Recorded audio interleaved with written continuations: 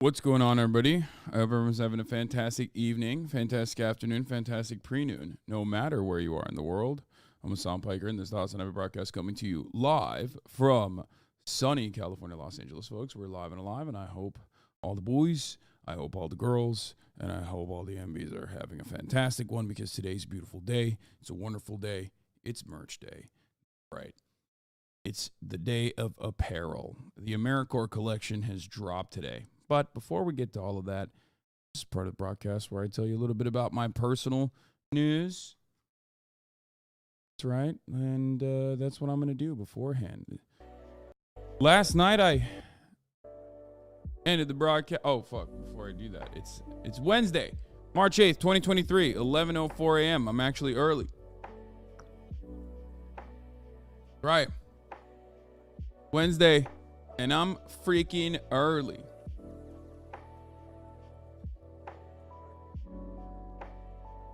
And I will not apologize for being early. Woo! Let me tell you. Fuck you for this merch drop. I don't get paid until Friday. Everybody who's like upset about not getting paid until Friday or whatever, there will be enough for you. Do not worry. You grew the mullet just for the merch drop. Admit it. Maybe. The Capitalism is Voluntary shirt is not available yet. Camera settings and lighting seems so cursed since you got back from Japan. Really? I feel like it looks better. I am wearing the... Yes, I am wearing the 3XL. I am wearing the triple XL. Anyway... Oh, the frame rate is broken and I don't know how to fix it. That's true.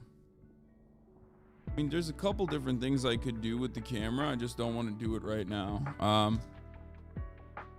you going to address the anti-white allegations today? What do you mean? I'm white. Don't know why people don't consider me not to be white. I'm white as a motherfucker. Anyway.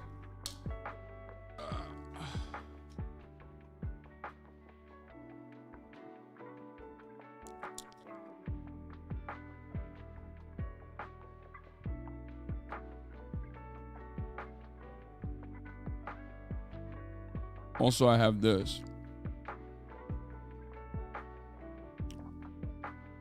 Folks.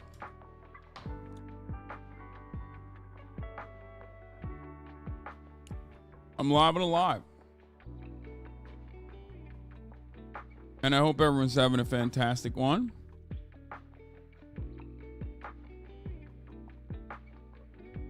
Before we get to the merchandise and talk about all that stuff, is it an accident that I'm dropping on International Women's Day? Maybe.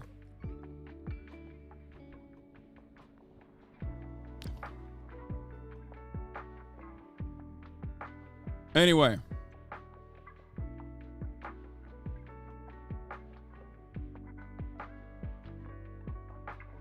Everybody's going crazy in the chat and asking questions about the merchandise. We're not going to do that right now. This is a part of the broadcast where I tell you a little bit about my personal news, about what's going on in my life. And I'll tell you. Last night I ended the broadcast and I went to play basketball. Even though I worked out earlier in the morning, I went and I balled the freak up.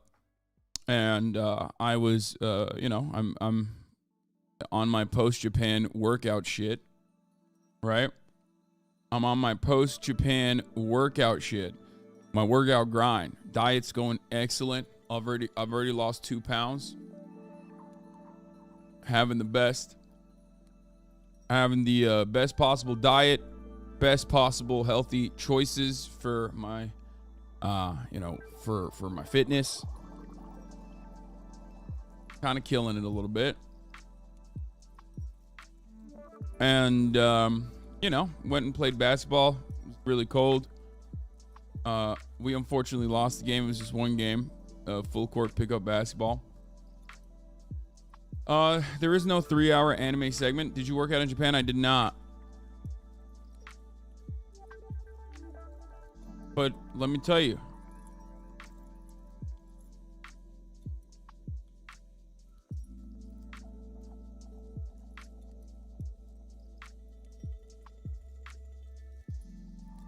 Usopp voice actor stitched a TikTok of you reacting to Sniper King. Wait, really? This guy's actually the voice actor for Usopp? Munch. What's that? This unironically is one of my favorite things, dude. Okay? Yeah, mine too. This is literally the best thing that's ever come out of this show so far. I'm not even kidding. It's pretty And badass. I've listened to the Japanese version, and I think the English version is better. I can't believe I'm saying this. Shut the fuck up. The dub is literally better for this intro. I don't agree with that, man. The sub version is amazing. The sub actors are amazing.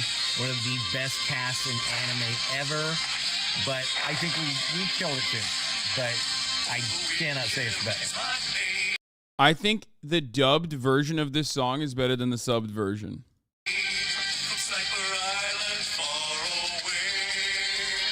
When I came the straight and true, loo la la loo. Whether Why are you guys doing way too dank? Is it because the audio quality is bad?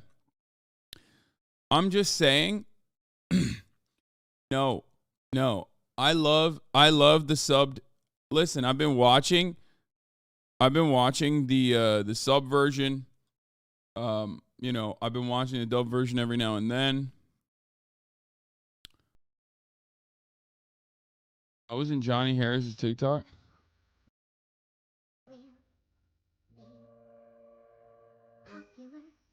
You're gonna be popular. That's funny. I love Johnny Harris. I want to welcome him into my home. We should have him on the broadcast. Johnny Harris and Hassan collab would be wild. I don't think anybody wants to see that. Well, people from Crimea definitely want it. I don't know. Hassan at least tries to tell the truth. Johnny can't even properly identify Blue State. At least obvious CIA agent. I don't think he's CIA, dude. I think he's just a liberal. But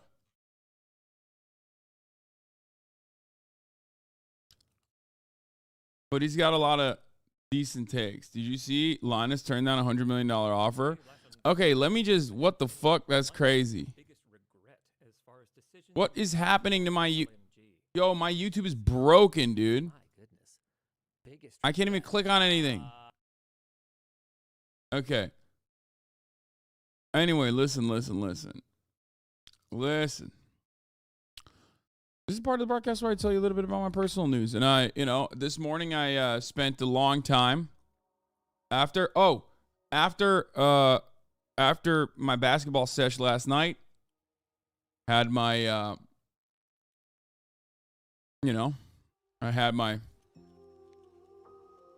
nice little Chipotle salad. And I did something again. I'm officially a bubble boy. Chat.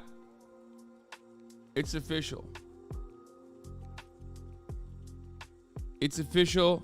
I am officially a bubble boy. Okay? Let me tell you.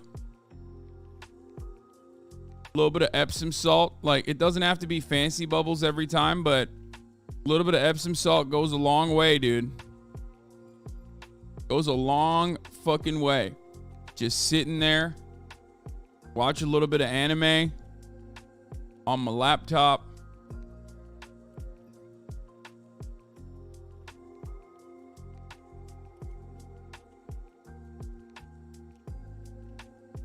Get the muscles relaxed. You look miserable. I was just tired. But yeah. Did that. And then this morning I woke up and realized, oh shit. It's actually Capitalism Day today. Not the International Women's Day, which is a Marxist feminist holiday.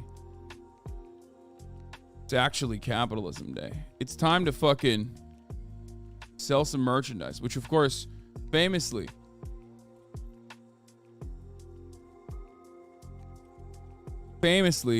merchandise is or just like selling things and engaging in commerce is of course cannot be done by someone who calls himself a socialist. It's fucking bullshit, right?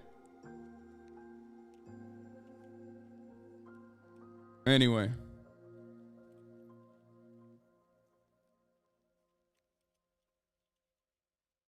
That's why I'm a fake, I'm a phony, and I'm doing that today. You know, women be shopping. You know what I'm saying? Bro, your merch email surprised me. Top secret. We found this on a certain hunter's laptop. I love that. Dude, that's how they fucking marketed that? That's funny. Okay, good job. Good job to the folks working behind the scenes. That's a hilarious fucking email to send out to people.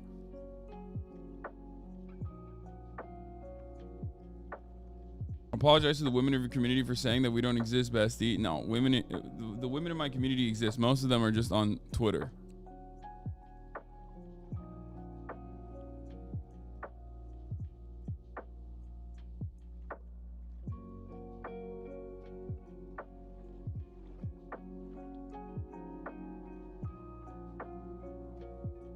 Anyway,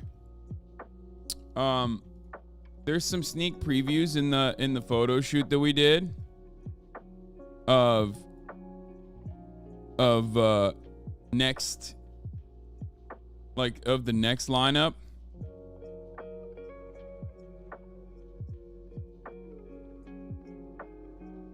And we'll and you probably have already noticed it.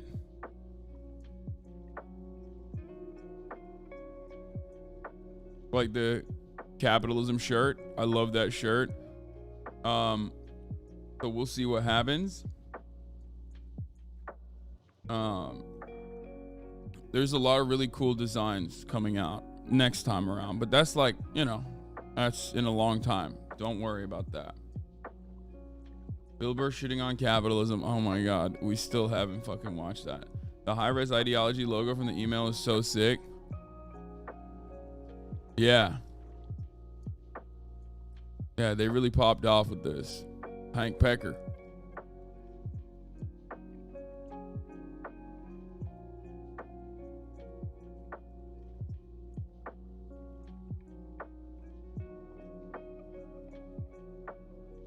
Why is shipping so expensive, brother?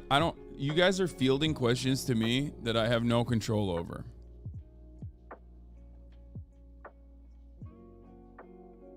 Anyway, how's the sizing on these? Similar to last drop? No, the sizing is more true to size than like, well, these are identical. This is Bayside. So like, it's the identical sizing to the last drop in that regard. But the Bernie shirts, the tie-dye ones from last drop were a little bit smaller because they were also tie-dyed. So, I said it back then, like you should size up for the tie-dye ones, but everything else is just true to size, normal size.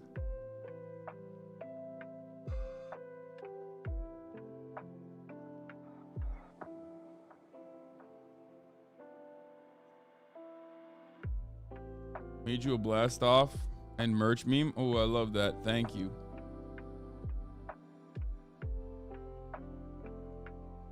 Anyway.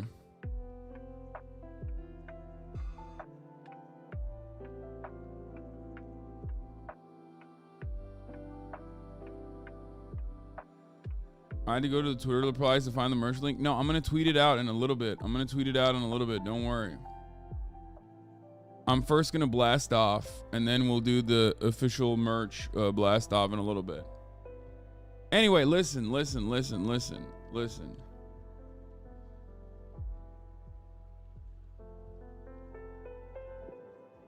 do that. Let's blast off real quick, and then we'll get to everything else. Okay. Happy International Women's Day. That's what it's called today, right? That's how much of a woman hater I am. I don't even know what day it is. The International Women's Day? Is that what it is? Why no Men's Day, dude?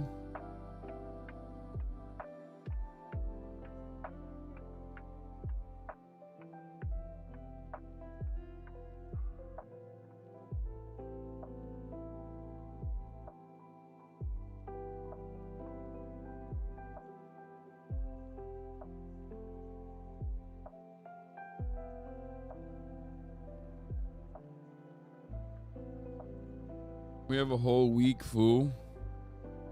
International Clown Week. Oh, come on, dude.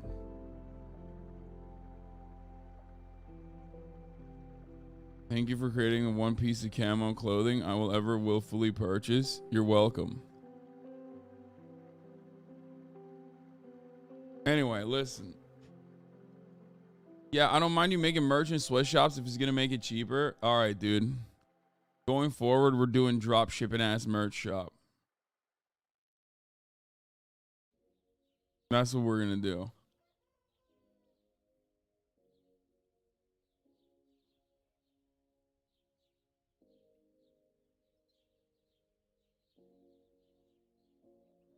Will we be able to buy the Himbo Fitness still? No, I don't think so. I don't believe so. But anyway, listen.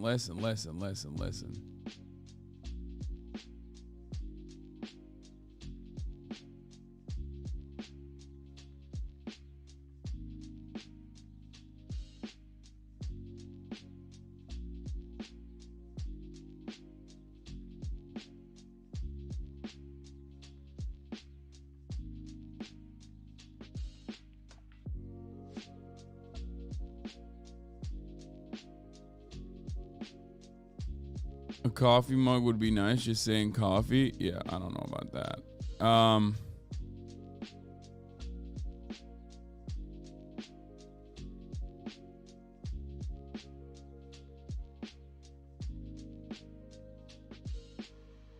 Bro, 88 for the hoodie. Shit seeming very sus. Was that on purpose? Yeah, dude. We're secretly Nazis. That's why. It's $88. Listen, I don't have any control over the prices or anything like that, okay? This is not a place for me to field questions. Ask your questions in the emails and the fucking on the website, okay? I work with a company specifically so they handle all this shit. I'm not gonna sit here and do every time we release merch. I gotta sit here and do fucking non-stop, round the clock. Okay, I'm gonna stop addressing it. Anyway, happy International Women's Day. DOJ.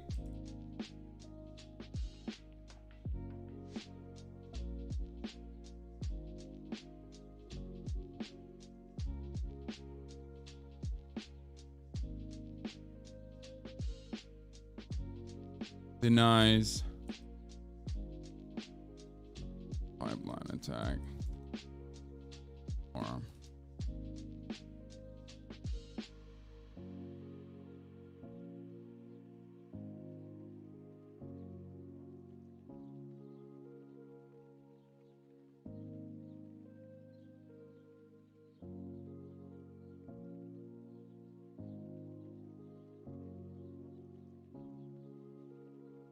hold on, get it at.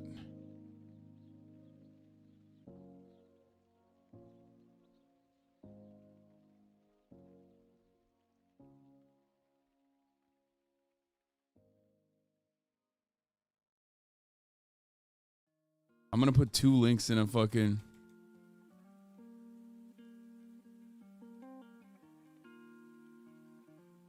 I'm gonna put two links onto the fucking tweet, which is probably stupid, but.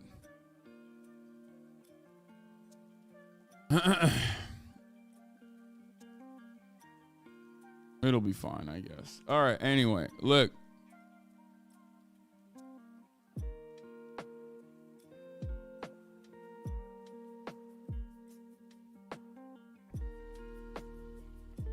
Bro, that trip guy, you looking healthy as fuck. Hope you had fun. I mean, I fucking did. I put two links on this tweet, which is probably not the smart thing to do, but.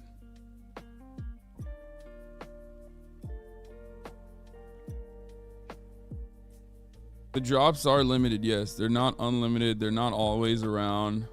The drops are limited. They do end up selling out. I don't think this will sell out as quickly, so don't worry.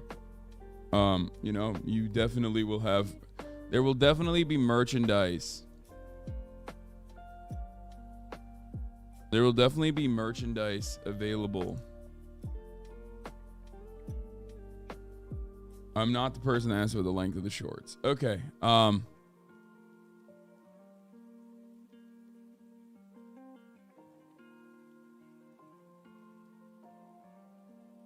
there's also a sale on the Himbo Fitness line too.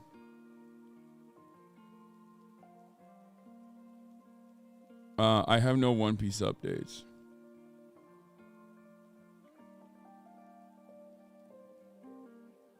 But yeah.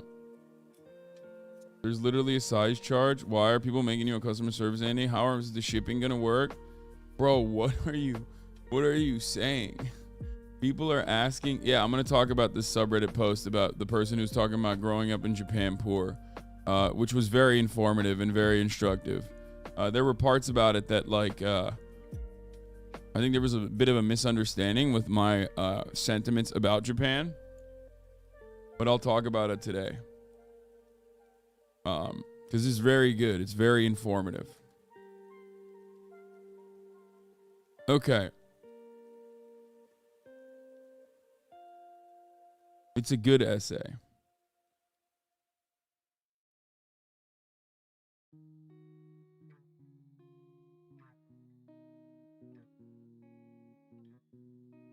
Did you see this? What?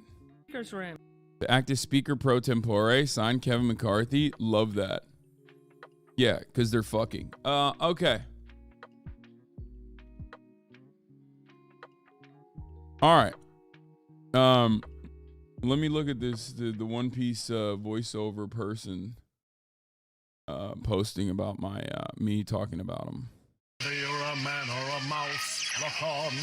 I will put your heart in my sights. I'm not going to do that. I have a recording session right now. I'm not going to scream. No one knows what secrets hide behind this mask. Yeah.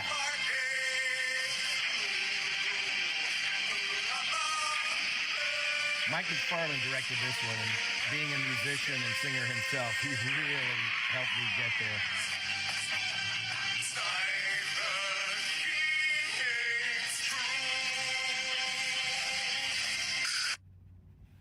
I love that. This is my favorite little thing. Thanks, man. Mine too. It's fire. Okay, straight up, it's fire. Don't spoil it for me. I don't know who Sniper King is. Please don't spoil it. No spoilers, please. I think I have a suspicion it might be Kaku. Oh, like I see could the be. nose, and I'm like, oh, you can't hide from me. Like, but please don't spoil it. Don't. Wait, did you do the voice of Usopp and Sniper King? Rad. Yup, 2 characters, 1 show. Do you think Sniper King will get to meet Usopp? I hope so. That's sick. This is the guy. This is the guy who actually voiced them in the dub, which is cool. Bold of you to read the comments. No, I think One Piece fandom. Well, we'll see what happens when my. We'll see what happens when my Trash Taste podcast episode comes out. But like so far, I think so far the One Piece fandom is very welcoming of me becoming a One Piece fan. So, you know, I think that's fine. Anyway, I also posted photos earlier from the merch drop. This is actually a fucking Hilux right here, by the way, an old Hilux that I took a photo with, which was fire. I wish we saw it. This is the Poggers Brothers shirt. I've been wearing that for like months. I've been wearing most of this shit for months, to be honest, like, because we've been working on it for a while now. You got the John Brown shorts. This merch is not available yet, but it's going to be a mock neck, as you can see. It's got like a really high neck. If we end up going with the Trump X Hassan merch, that's awesome. Why doesn't the AR pistol have a sight on it? 0 out of 10. Listen, I didn't field those guns, okay? Someone else brought them to the shoot. So I'm not going to sit here and fucking complain about that. But, okay, anyway. How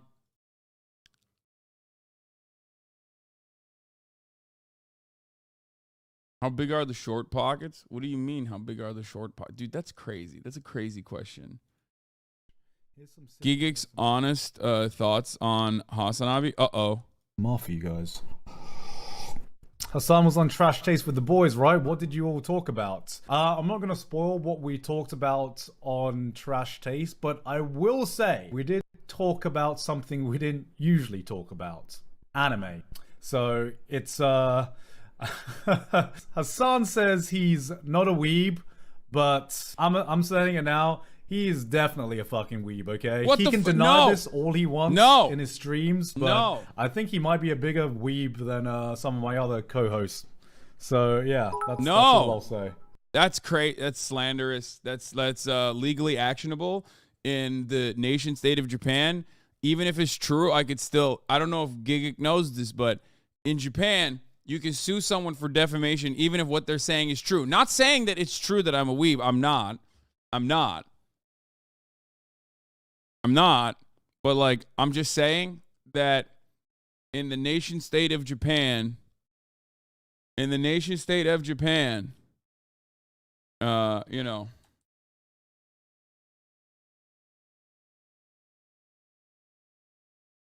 you're in shambles at one comment. Yeah, I will take you to honor court.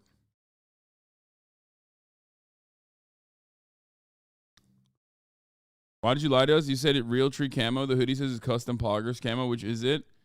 It's like real tree, like scotch tape. Like I use real tree as a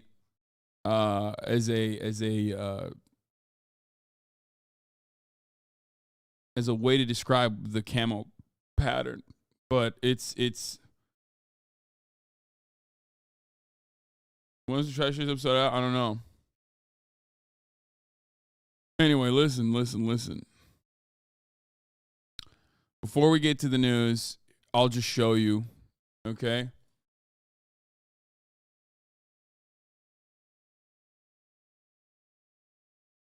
I'll just show you.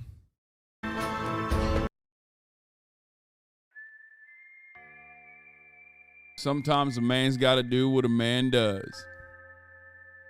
And what a man does is go out and hunt. And in order to get your hunting going, happy hunting, we've decided that it's finally time to drop the AmeriCorps collection. That's right. At ideology.shop, you can go right now and purchase all of your favorite merchandise. This is the website, ideology.shop. You can also still, I guess, get the Himbo collection. There's a sale on that too, from what I understand. But the AmeriCorps collection is now out for a limited time only. You got the John Brown Hunting Club shirt. You got the John Brown Hunting Club hoodie. You got the John Brown Hunting Club joggers. You have the John Brown Hunting Club Weekender bag, which is real tree. This one is real tree. And the John Brown Hunting Club hat, which also I believe is real tree. The rest of these, including the John Brown Hunting Club shorts, on the other hand, are not real tree. They are our own custom brand of camo that we made. Are the sweatshirts soft? Sweatshirts are made out of the softest cotton you'll ever see. The Poggers Brother t-shirt and the Comrade Crewneck sweatshirt and the Tough t-shirt are all Bayside Productions, so the sizing on that will look exactly like the sizing you've seen thus far on your previous Bayside Production shirts and hoodies.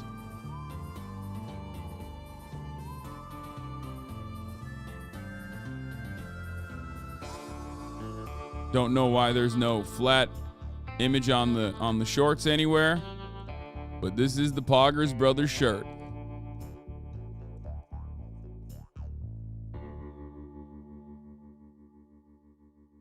Sizes up to triple XL. International shipping is available. Anyway, yeah, apparently if you bundle items, you get 10% off or something. I don't know. My moderators know more than me about how, yeah, if you bundle them, you can get 10% off your order or your purchase. None of this stuff is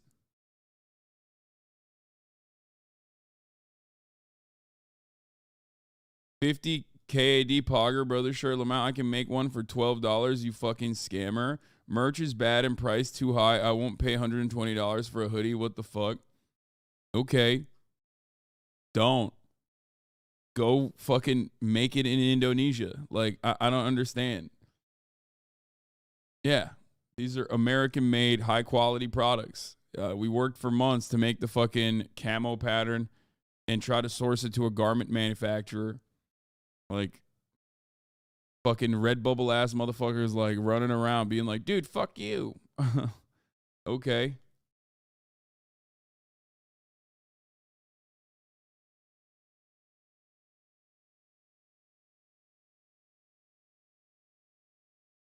That guy's giving me $5 for 29 months and is over here complaining that we didn't make the t-shirts in Indonesia.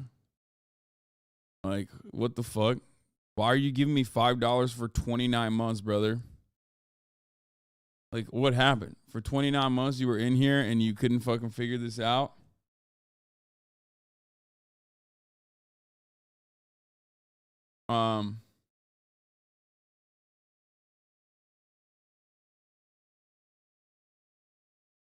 Will I attract bucks with your merch? Absolutely.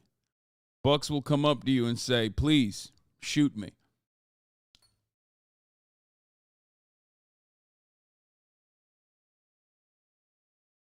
Anyway. The other shirt that is a sneak preview is not available yet. The capitalism one is not available yet, okay? Stop asking me. This shirt is not available yet. We shouldn't have fucking made this goddamn teaser because I didn't realize you guys were going to be freaking out about it. Anyway. Spending $5 a month is totally the same as 150 at once. Nice straw man. How is that comparable at all? Okay, we're done. We're done. Take a week off. Fuck that other person too.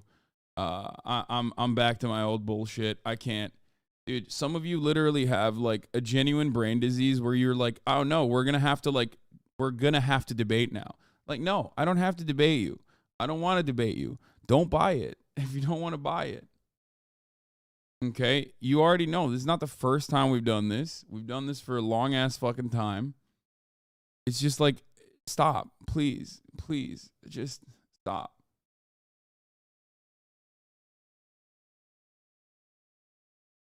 Immediately, it's like, straw man, you straw man. The site looking like a 2003 ad is so good. Yeah, that's on purpose.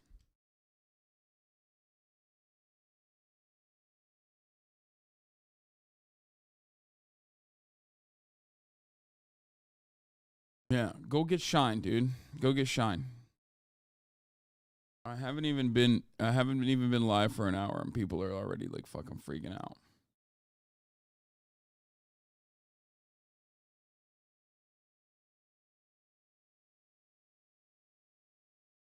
When I said this guy's giving me $5 a month for 29 months and still doesn't get it, I'm not talking about $5 over the course of 29 months being the same as $150 at once. I'm stating that if you've been in here for 29 months and you've been a subscriber for 29 months, I think you've probably understood why the merchandise costs as much as it does. That's what I implied. Not that like immediately I was like, well, one-time purchase is the same as like purchases spread out over the course of 29 months. I'm not a fucking idiot. But you might be, because you thought you could debate me on this issue. And like you took an incredibly uncharitable position and then immediately dropped a straw man in there, triggering me into oblivion and causing yourself to get banned for a week. It's just, I don't want to deal with you.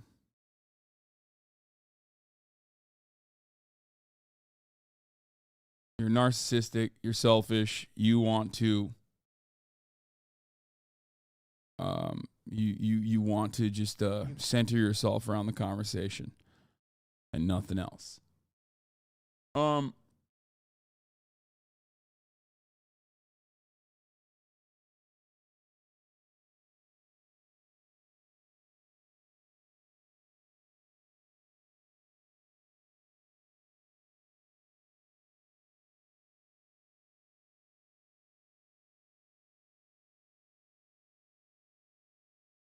One days your knees will buckle under the weight of your bands. Yeah.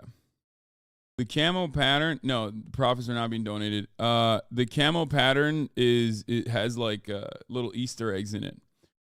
There's like a Pepe in there.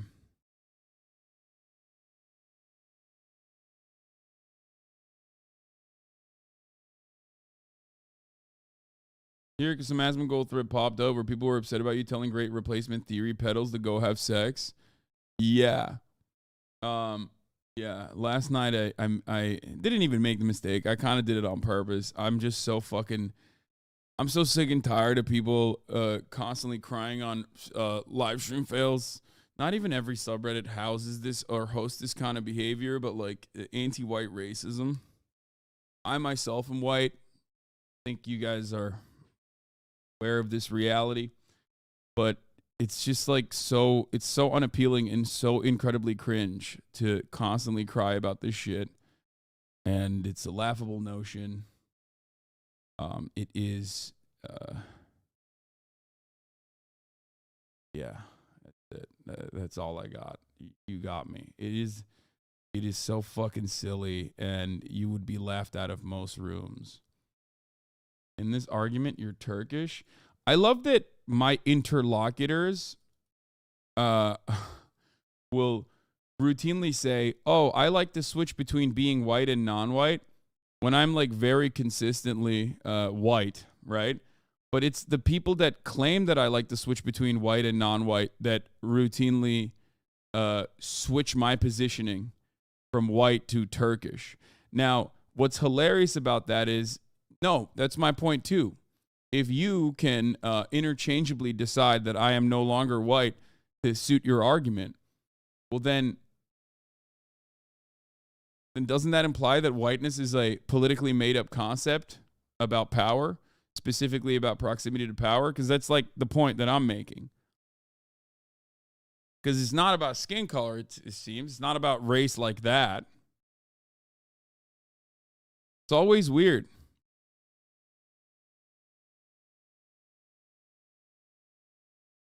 You've repeatedly said if you walk into a room, people will see you as white. Exactly. So it's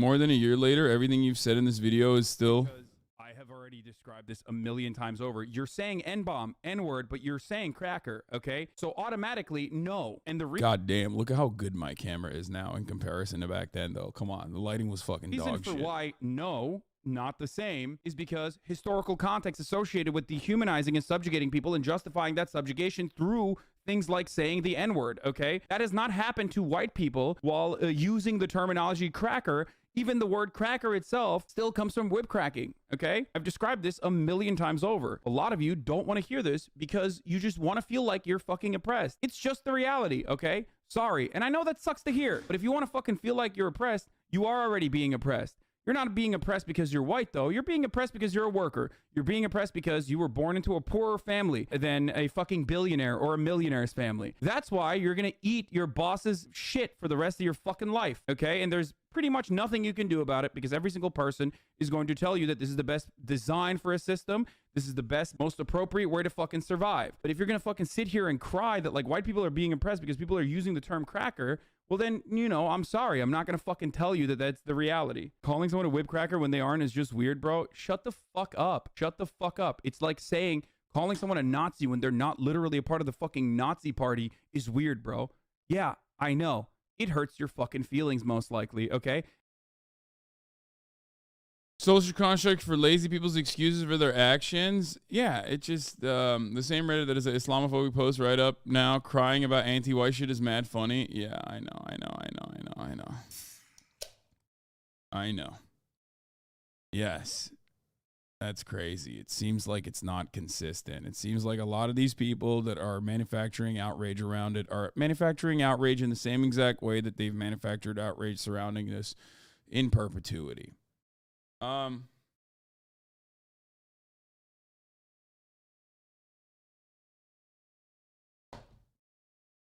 It is what it is. Yeah. some Normans don't get it and keep saying this is such a strange hill to die on. I don't think those are Normans, man.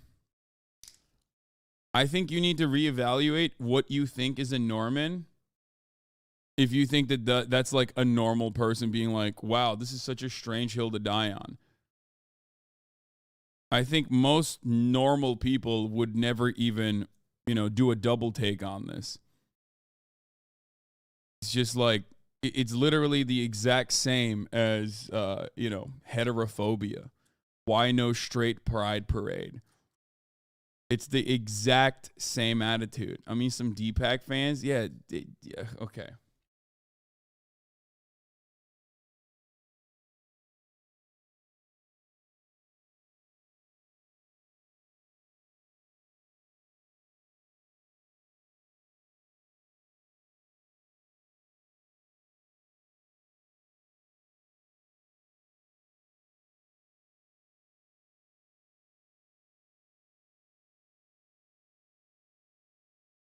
Like, I think what many people misunderstand about, I think they willingly and willfully misunderstand what I'm saying, because I've been talking about this for a very long time, because it's kind of at the heart of the argument about whiteness and the historical context of the social construct of whiteness. So I just can't stop myself because I think it's an educational opportunity every single time I talk about it. But what is this quick clip on the history? Answer to the part one. Anyway, listen. I think a lot of people just refuse to hear what I have to say. I like you because you get it. I feel awkward watching black YouTube creators shit on you because one of the Jobbery video defending you as an ally. Cornbread tube is a trip. I don't know what that is. What? Who are the black YouTube creators that shitting on me?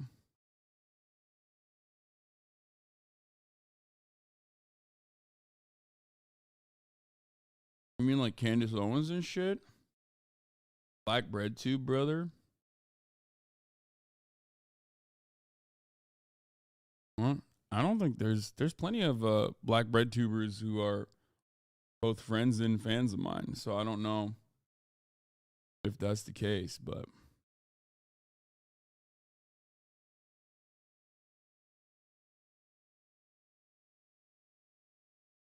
FD made up the term cornbread tube, meaning black leftist YouTube. Oh, nice.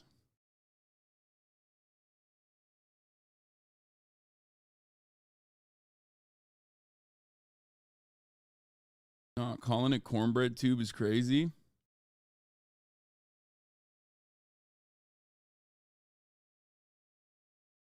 FD posted on his page something that was against you, but not really to you. Wait, really?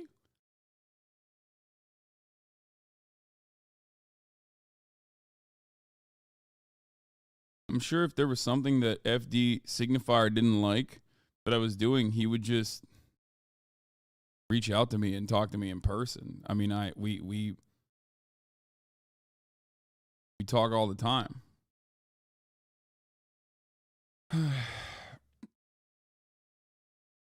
I was in his last video. There's not really any significant Hassan hate in black breadthrough sphere from what I've seen. Yeah, I don't think so. I don't think that's the case. Anyway, I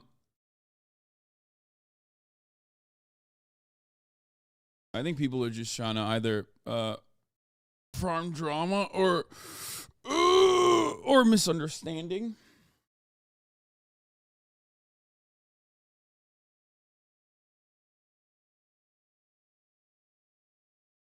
But the whiteness concept, we've talked about a million times over. When I talk about the etymology of the word cracker, or cracker as like, or not cracker, but instead like whiteness as a social political concept, and its proximity to power and its implication of proximity to power. I'm not saying that specifically to be like, you should say cracker all the time, or that you should constantly fucking tell white people that they suck or whatever. I myself am white. That would get really fucking annoying if people constantly did that shit to me. I'm defending the concepts behind and the historical reasonings as to why there is a difference. The reason why I do this is because if I don't do this, there are plenty of other people on the white identitarian side, right? There are plenty of people on the white identitarian side, i.e. Nazis, that try to utilize moments like this specifically to make counter propaganda.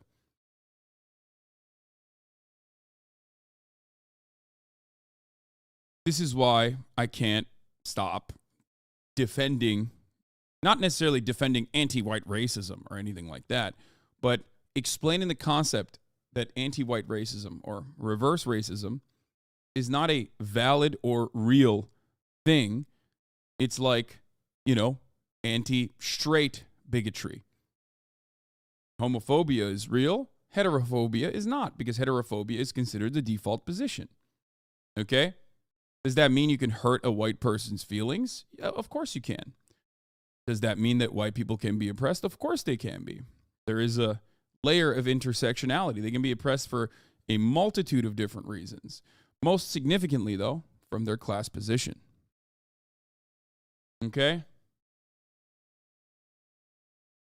Peace. The answer to the part 1 pop quiz question is the artist is Uncle Kracker. The group is with attitude. Though there's a reason that the group is more widely known and referred to by their acronym, NWA, while to the contrary, in the mainstream, Uncle Kracker is simply known as Uncle Kracker. Because there's no genuine one-to-one comparison between cracker and the N-word. Not etymologically, not historically, not socially, not sincerely. The term cracker is an old Anglo-Saxon word that's been around. You can't hate the default. That doesn't make sense. No, default implies power. So it doesn't matter if there's any sort of like negativity associated with it. And in many instances, the negativity towards the normative position or the default is criticism towards power. So it's not about criticism towards you specifically, okay? But yes, when you shit on power, it's like saying fuck billionaires. You can't oppress the default on the basis of that default. Exactly. This is a concept that we've talked about so many times. I feel like it's very hard for people to just like hear what I'm saying. Like people just shut off, and I'm trying to be as charitable as possible, right?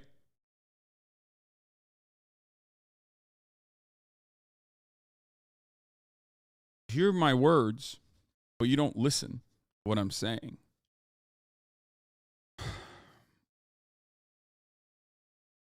Around for centuries, published as early as the 1500s in the work of Shakespeare. Its original meaning was one who brags, a bloviator. In today's terms, a capper.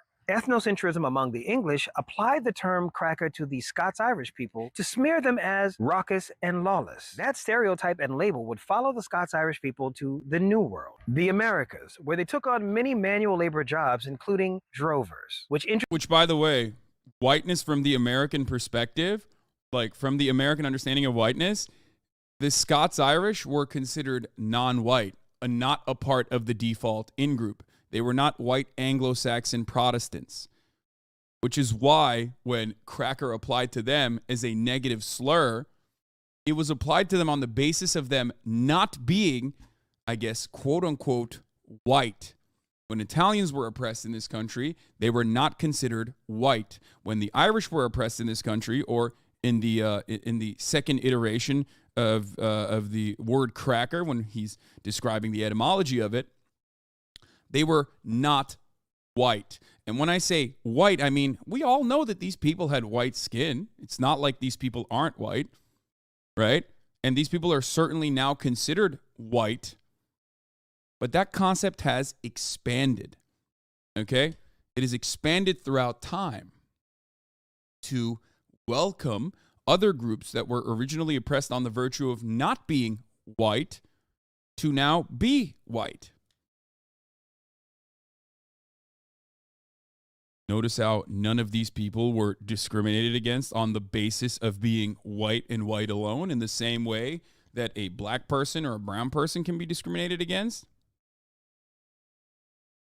That's because whiteness in this regard has very little to do with the color of your skin, unless we're talking about the color of your skin being black, okay? Because if there's one group of people who will never be considered white, it's black people. That's why Barack Obama is not another white president, despite being half white, but considered the first black president. The reason why I have to, I guess, consistently repeat myself on the subject is that it's also a hyper-Americentric conversation to have, because in other countries, there's slurs and pejoratives and arguments that happen and occur on the basis of religious backgrounds, religious sectarianism, ethnocentrism, but rarely ever on the same white versus non-white boundaries that you constantly talk about in the United States of America. It's very interesting. That's why a lot of Europeans will look to this situation and go, what the fuck? Why? They'll say, why are Americans so obsessed with race? Now, of course, this does not mean that there isn't anti-black racism in European countries. Of course there are. But the never-ending argument, the never-ending back and forth between whiteness, what that means, white people, black people, is a profoundly American conversation to have.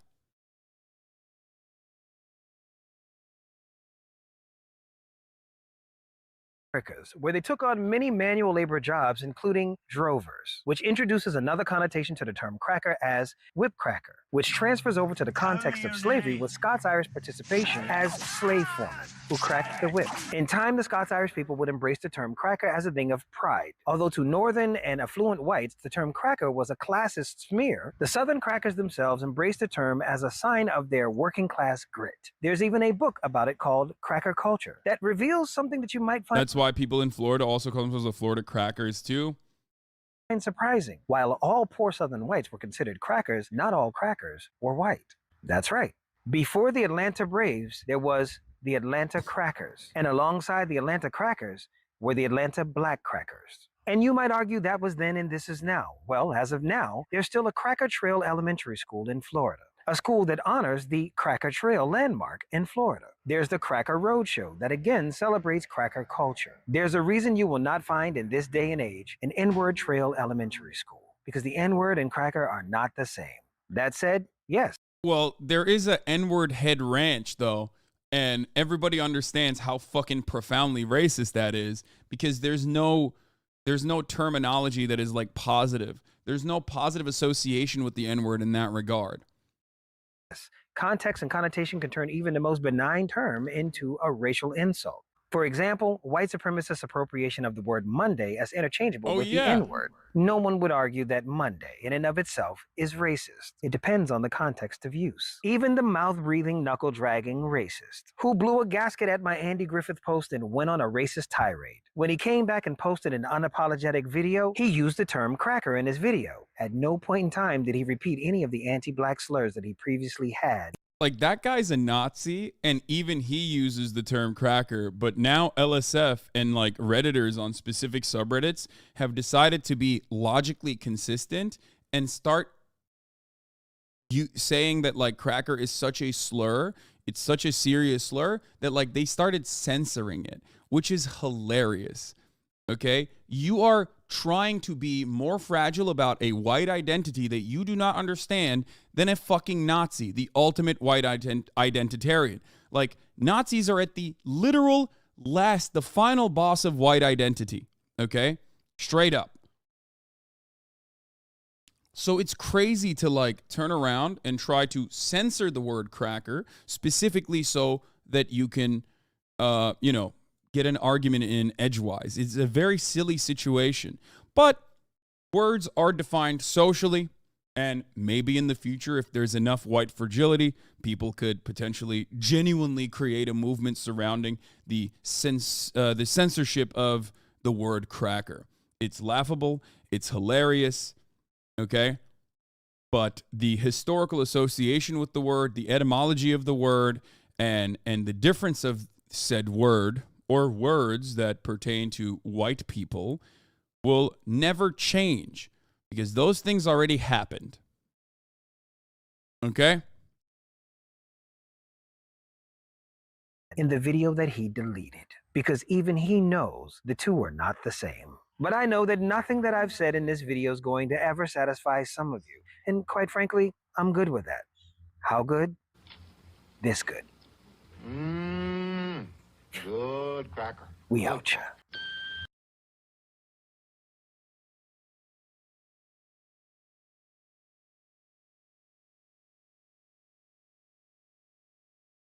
Anyway.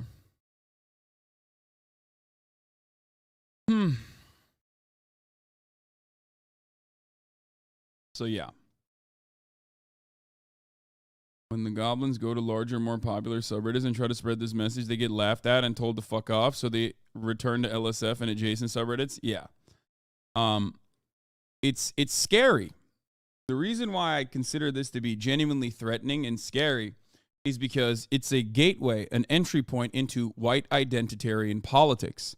And when you start doing white identitarian politics, you start opening up the door to more white identitarian politics, like the guy that we were talking about here, Nazis.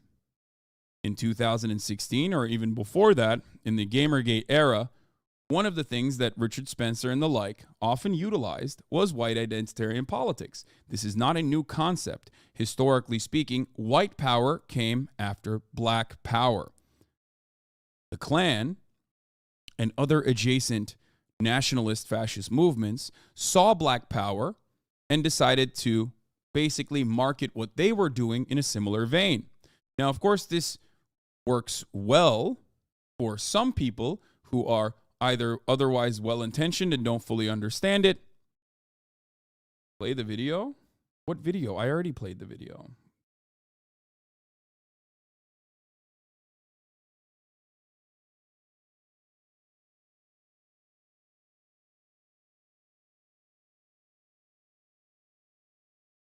Yeah, All Lives Matter and Thin Blue Line came after Black Lives Matter. We now know and understand that All Lives Matter on its face sounds totally normal, innocuous even. White Lives Matter is the more racist, more transparently racist. No, there is no 30 seconds left. I went back in the video. Anyway. If you check the history of who makes the comments, you've got a 50% chance of finding an out-about race realist. They don't even hide it, and gullible-ass libs just eat it up hook, line, and sinker. Yes.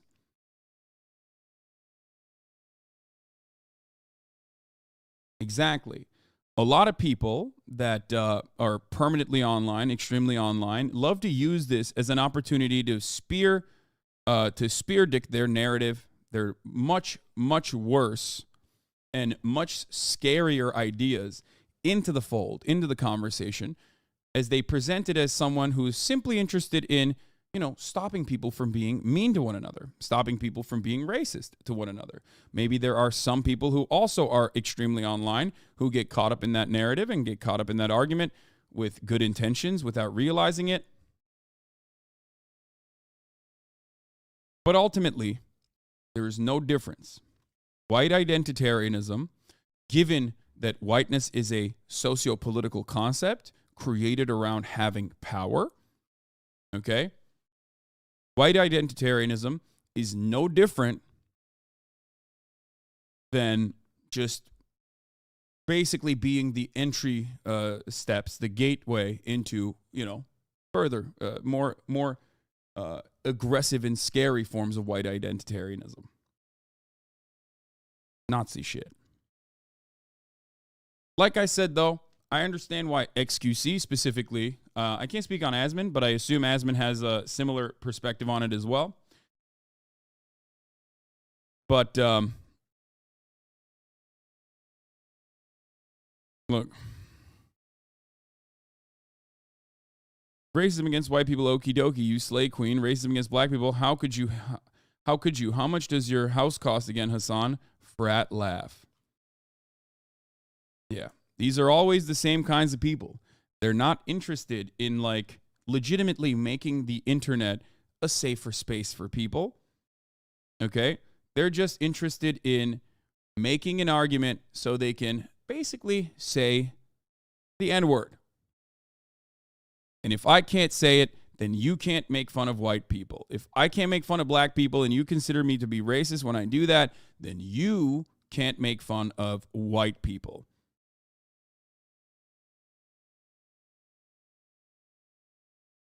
The whole victim complex of white identitarians and Nazis just melts my brain. Like, you were never a victim, dude. What the fuck? That's not true. That's also not true. Even Nazis, white identitarians at a certain point in time could have been victimized. And white people in general are also capable of being victimized. White people can still be, for example, victims of police brutality. White people, of course, can be victims of unjustifiable constructs, unjustifiable hierarchies, just not on the basis of being white. That's it.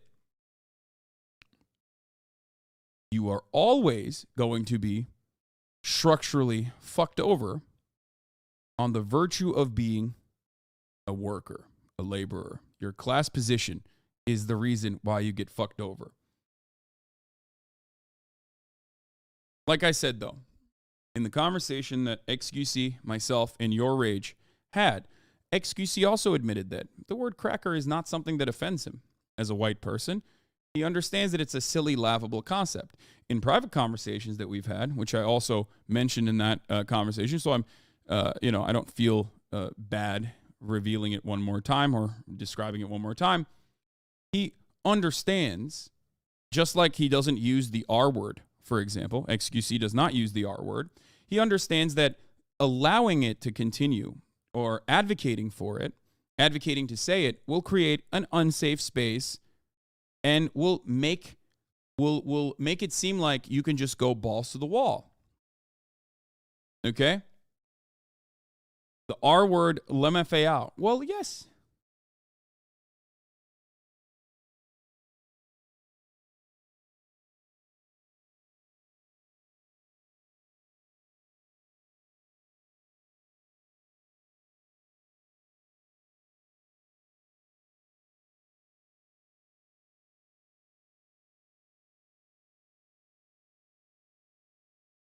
Problem is that any racial insults and hatred will ultimately create more hatred and division. Isn't it better to speak out against hatred across the board while acknowledging that certain types are more harmful than others? Well, here's the issue. When I talk about the word cracker, I talk about it from the context of historical white supremacy and its contemporary implications. Okay? I am not going to concede or capitulate to people who are making a silly argument saying that their feelings are hurt. Because those people will be quick to say, well, what about black people? When you say anti-black things, you're hurting their feelings, but you care about their feelings. It seems like you don't care about white people's feelings.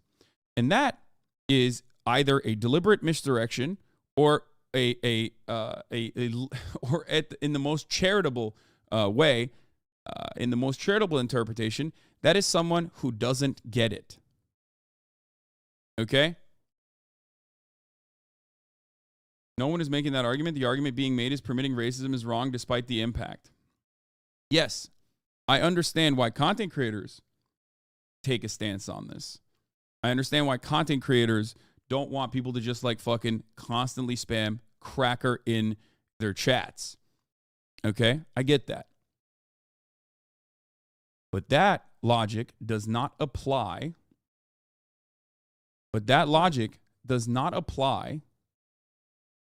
To words like Karen, redneck, hillbilly, honky, and numerous other anti-white words.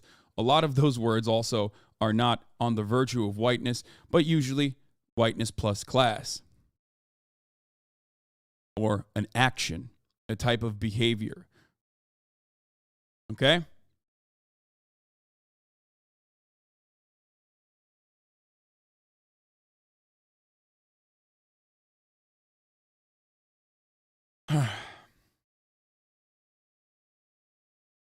The way I see it, I, as a white person who also appreciates humor and who thinks that, we shouldn't be so aggressive in our understanding of comedy. I, as a white person who regularly yell at chatters. Oh, look at that hill, a dead Hassan. Yeah, I know. I'm so dead. I know. It's interesting that people say this, and yet I am still alive. Do you want to know why? It's the very same reason that this, no matter how much people try to fucking claim that anti-white racism is completely unacceptable, completely crazy, or whatever the fuck, a Nabisco-owned brand like Wheat Thins can make like a marketing campaign around it and send me a cracker pass. Because everyone understands that this is a laughable concept. The only people that don't understand that this is a laughable concept, or the people that take this seriously, are unfortunately people who are either brain broken from the circles that they engage with on the internet, or people who are maliciously and very deliberately trying to create outrage surrounding the term so that they can, push you further into and deliberately push you further into white identitarian politics, which is Nazi ideology. Concepts like the Great Replacement are immediately planted into that conversation so quickly, or concepts such as, why can't I say it? Why can't I say the N-word, for example? Okay? It never just stays at like, oh, this is like racism and hatred towards white people. Do you understand?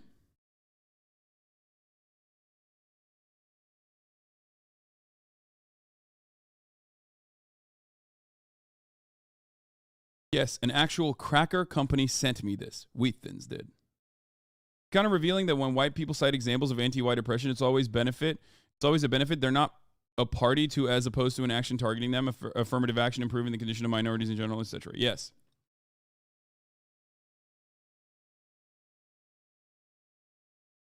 Can we also mention how a lot of these people complaining about anti-white racism but refuse to stand up for BLM and other issues? Yeah, I mean, of course not, because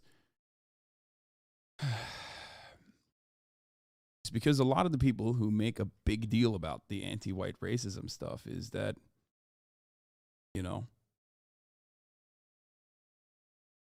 lot of the people that make a big deal about anti-white racism, unfortunately, not every single one, but a lot of those people just care about either debating or just care about, creating outrage, and maybe even in more nefarious cases, trying to push a narrative that at the top of the hour there's a 3-minute ad break. And that narrative is true.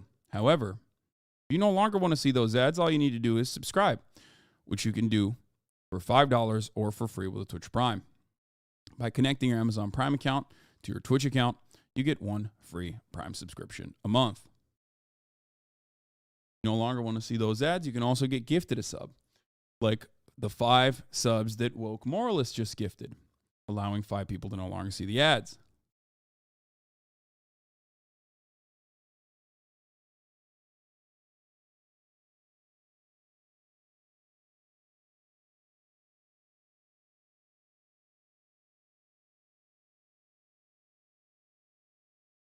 Right-wing propaganda of this sort is very nefarious and sometimes very effective.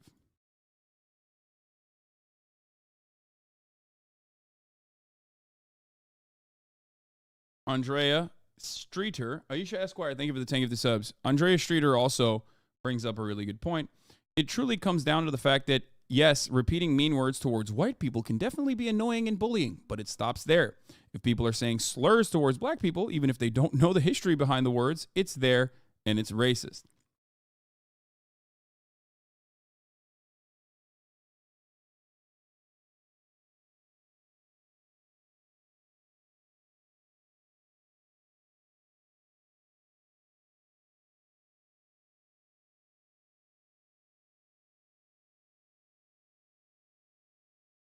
It doesn't stop there, and you're a fool if you think so. You are not going to find any examples of systemic violence that white people have been subjected to, because white people have dominated. And when I say white, I mean Anglo-Saxons and the Western world. That's why you have to potentially travel to a different country to experience some form of discrimination. I'm sorry. Or you're going to have to talk about South Africa, which ironically was an apartheid state until not that long ago. And even the remnants of that unfair distribution of wealth and equity still very much exists in South Africa, where white people, which make up 10% of the South African population, which, by the way, how do they get there? You know, there's a long history of that. We're not going to get into it currently. But the 10% of white people own 90% of the land, the most viable land in South Africa still. They're no longer in an apartheid state.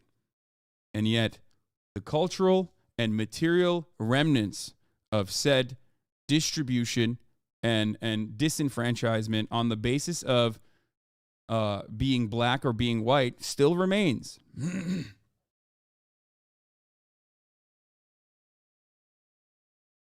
Sick of these stupid Redditors. Only place these guys exist, I swear to God, who act like saying the big C is a slippery slope into white people slavery. It's hilarious. This community is a very white community. I am pretty fucking pasty white myself.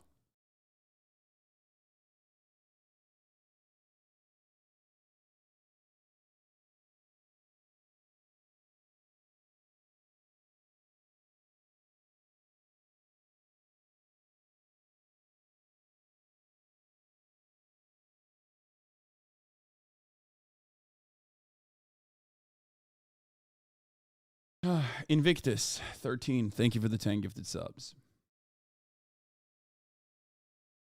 Asman tried using Japan as an example. Oh, this was pretty funny too. Remember, people tried to like make it seem like my statements about Japan was a indication that I do not take, you know, anti-white racism seriously, which is, yes, I am white and I did go to Japan. And yes, Japan is pretty xenophobic.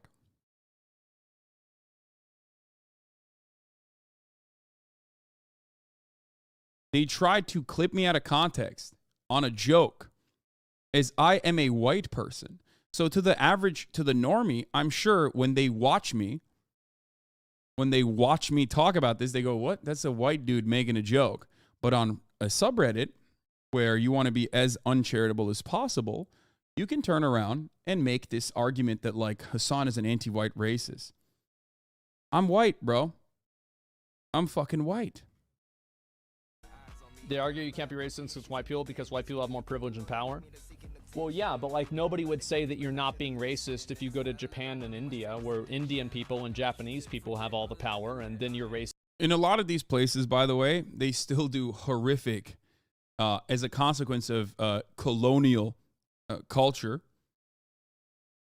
Okay, as a consequence of like colonialism, India is a great example of this, and you know, imperial powers interacting and subjugating these countries, Japan. There is still colorism. Like if you look at India, it's a great example. India is a great example. In India, they have infinitely more racist ass fucking ads, like skin whitening ads and shit.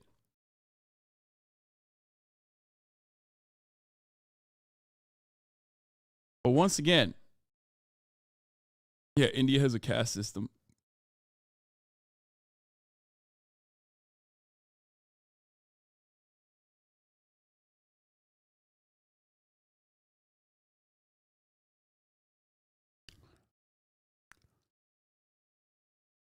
Both your and Asman chatters are constantly stir shit between you guys. They clip you both to drive their thirst for drama. I know, I understand, which is why I always have the position, the secondary position, which is like, why you have to be mad? Because I think every single person deep down inside that is like on the content creation side that talks about this issue, all the way from XQC to Asmongold to whoever, kind of understands that, like, you know, it's not as severe. Everyone ultimately recognizes that there is a difference. There is a varying degree of discrimination. Okay? And the people that are like taking this incredibly seriously and not finding it to be like productive discourse, but instead like white people are under attack, they're going to be gunned down in the streets and be sold into white slavery. Okay? Those people are fucking freaks. racist to them, and then Indians or Japanese tell you to get the fuck out. That would immediately be racist. Everybody would agree that's racist. So if it's built off of a structure of power, then logically you would be able to be racist against people in other countries if they're the majority population. But you can't, because it's ridiculous. Again, the only real reason why people want to be able to... I wonder which country maintained almost complete control over India, or which country wrote the Constitution of Japan, for example. Like, even in the examples that he's giving, when you look at the historical impact, when you look at like the recent and also not so recent history and the development of nation states in these countries, Western influence that is white ethnocentric is so prominent that it's impossible to avoid. Of course. And that's precisely why, even in those countries, when they have like xenophobic sentiments, for example, towards white people, and I wouldn't say that they do in India, but certainly in Japan, Japan is pretty xenophobic. Japan was also a colonial power themselves, yes, also true. That level of xenophobic discrimination, is still, it still lacks the oomph, because the United States of America is the global hegemonic superpower. And whatever we say goes. Okay? to do it is because they're racist. Just assume that the people that want to use racial slurs with the intended effect of them being used against that race of people in a degrading way, just assume that the reason why they want to do that is because they're racist. They argue you can't be racist. Japanese did not treat the Chinese very nicely, for example. No, they did not. The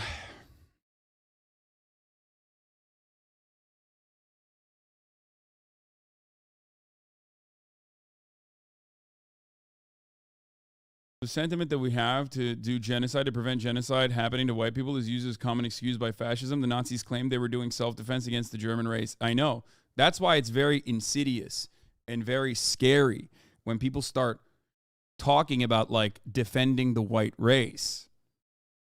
Without realizing it, a lot of people lend themselves to and take on the battle with those who claim that white genocide is occurring. And you have to understand, one question you should always ask, one question I have for Asmongold is this, and everyone else, is this: how is white genocide happening? What is white replacement? Why is it a bad thing?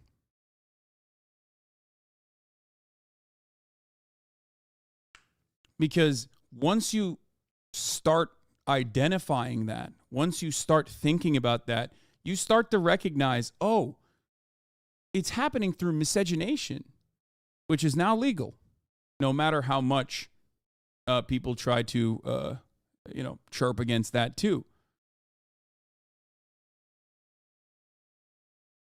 It's happening because there's no more genetic purity in the white genes.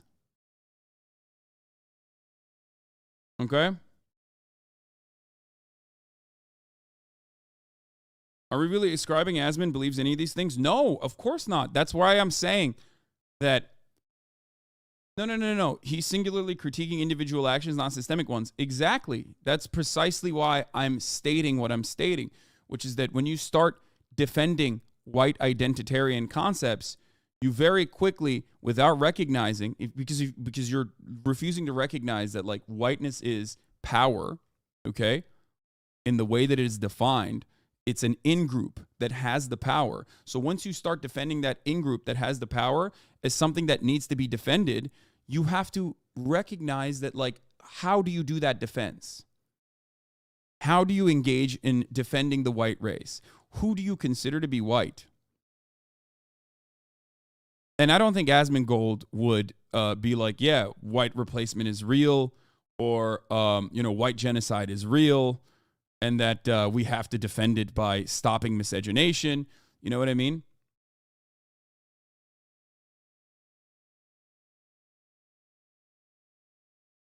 That's how that works.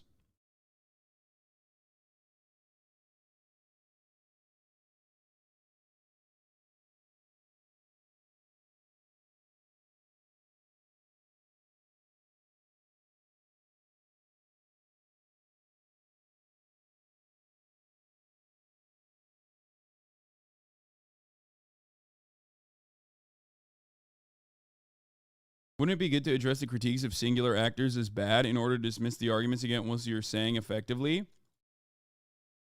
No. Because, like I've said time and time again, the fundamentals that that argument lands on, the fundamentals that that argument starts on are false. It's a false premise that I will not take on as a genuine, real concept. Do you not get this? I'm not saying it's good to constantly shit on white people or whatever the fuck. I'm simply stating that I refuse to acknowledge that anti-white racism is a real thing. Do you get it? Because in order to acknowledge that it's a real thing, you have to acknowledge that there is a concept of white race, which comes from your genetic purity, and it comes from your lineage, not from skin color, by the way, because those who are like the true whites will always be able to shut off whiteness, not on the basis of your skin color, like myself, right? But on other factors, like, oh, you're Turkish, your name is Hassan, you're no longer white. How dare you engage in anti-white racism? You yourself are not a white person. Do you get it? Because defending whiteness as a concept, given what whiteness is, power is a socio-political term that implies you have it, okay? What you are saying is true, but not everyone sees it that way. Well, what I say is true and not everyone sees it that way could be applied to a multitude of things I advocate for, but I don't stop advocating for those things because I believe them, and my entire goal here is to try to get people to engage with me charitably and develop a better perspective on what I'm trying to say.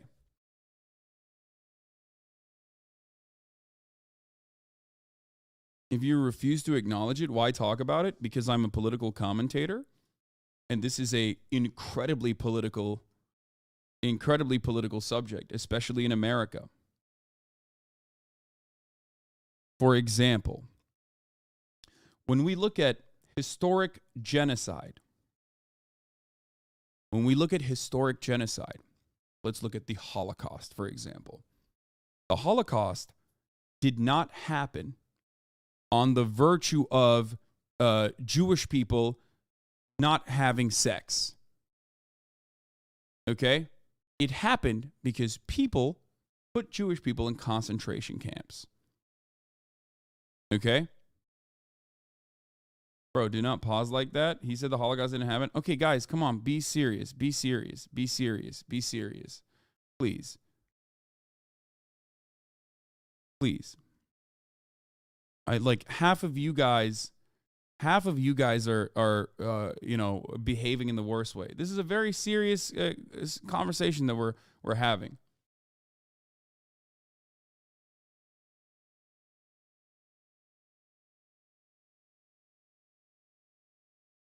Like, why do you lend credence to hate watchers by behaving like LARPing as hate watchers?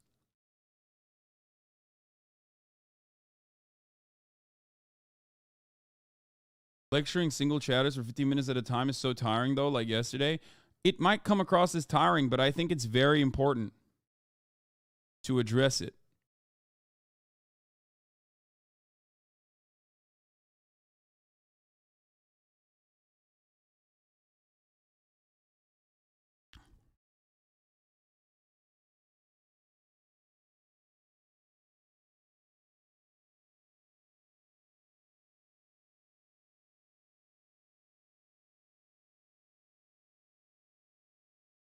Most white people in the U.S. absolutely do not see themselves as a group. They have a kind of terminally corrupting individualistic view, which is why class unifying political movements are so fucking hard to get moving here. That's why it seems to miss the critiques of this kind of racist language, because the argument isn't that whites deserve protection, but all racism is condemnable. Yes.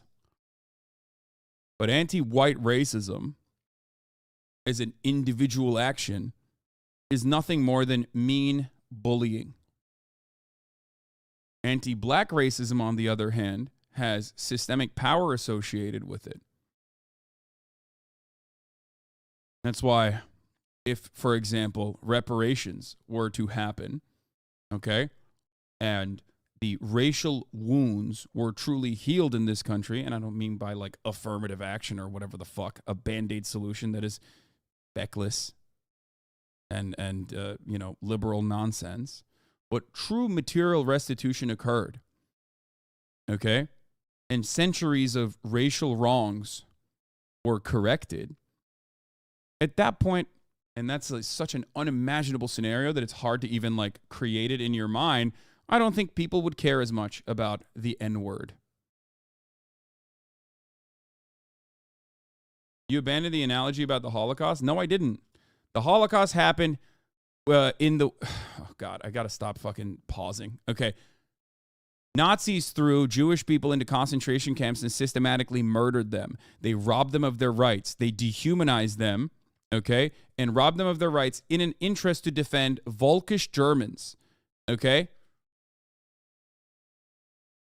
Nazis in that regard, and the Volk was white. That's what whiteness was, okay?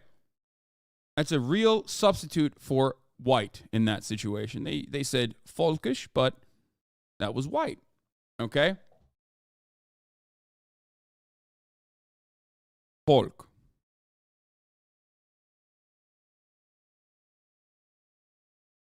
Yes, other minorities and queer people and disabled people too, but for the sake of this argument, I'm using a reductive, a reductive description, okay? The Holocaust didn't happen on the virtue of Jewish people not being able to have consensual sex with, non-Jewish people. That's not how that happened. There is no real genocide when you talk about white genocide, because white genocide happens on the basis of white people, or whoever is considered white, which is a political term, having sex with non-white people, whoever is not considered to be a part of the group of non-whites. Okay?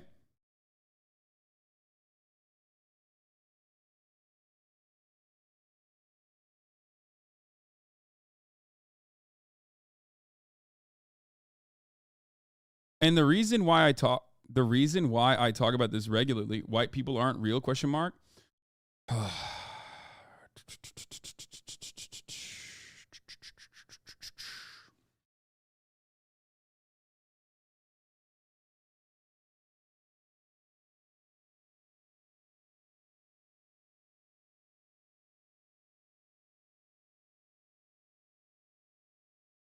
We can't even get loan forgiveness. Reparations is a non-starter. True.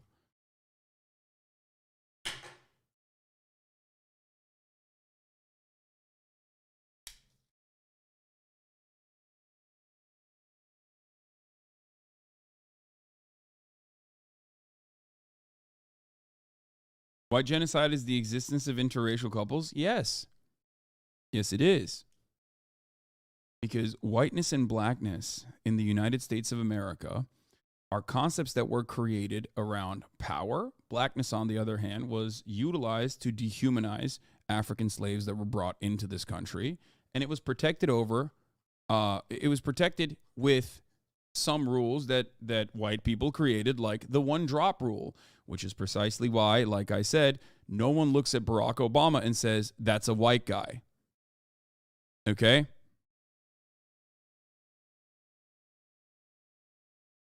That's why they say shows are woke when they have non-white leads. Yeah.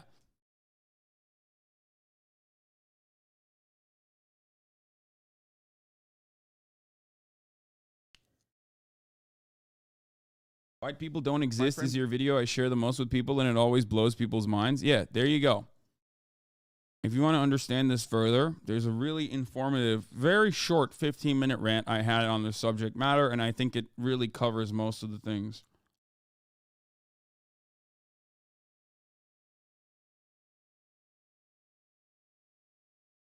But genocide is mass murder. How can this be murder? Exactly.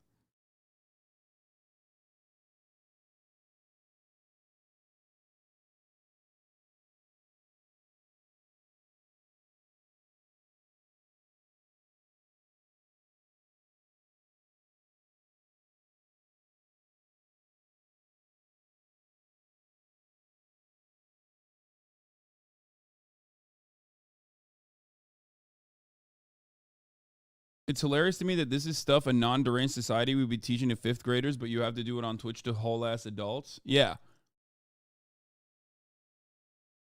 Unfortunately, that is by design. Okay? That is by design. I know you spend a lot of time repeating points made in the past for new viewers. Do you think you change minds as a result? I think so. For every person that comes in here that agrees with all the other things I'm talking about, that gets very upset at me when they originally hear like a bastardized perspective that I have that I don't actually hold on to, but like is completely either A, clipped out of context, or B, really just butchered by an interlocutor. I try to have this conversation every single time and demand, or rather beg, for charitability every single time, specifically because I think people will have their minds changed. And I think there are a lot of people whose minds I have changed, whether it be on transphobia, whether it be on even this issue.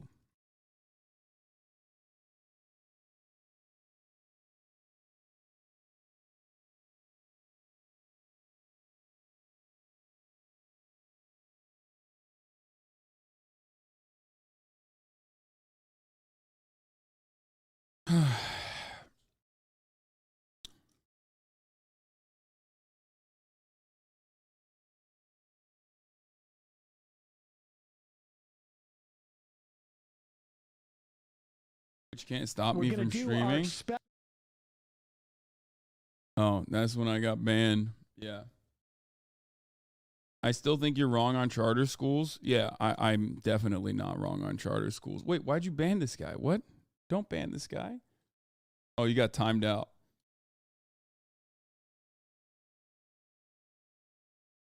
The chatter was right, but it's also hilarious how many dudes my age are feigning outrage over the so-called white racism while also not realizing this is the first time in their life they've had to consider whether or not it exists because they never encountered it. Dumbasses. Yeah.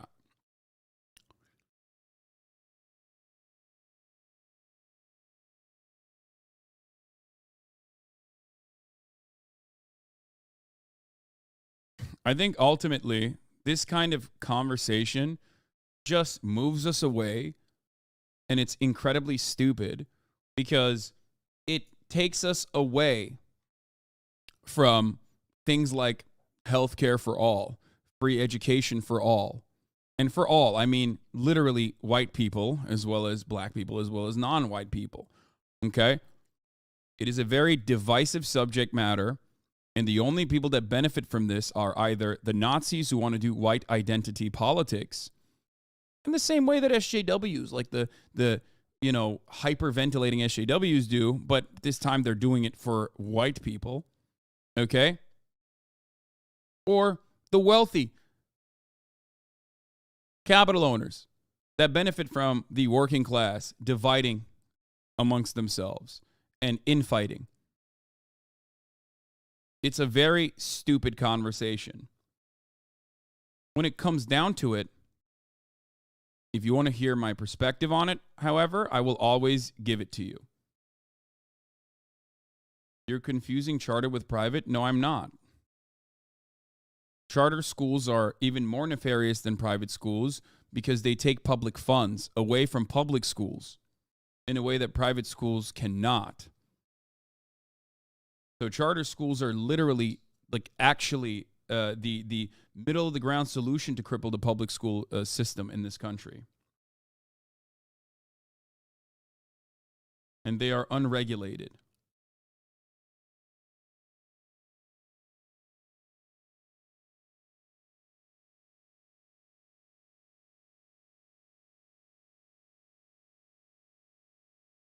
Yeah, let's make fifth graders racist. You mean white people are allowed to be prejudiced, but that's not racist? Well, black people take nothing personally. Okay.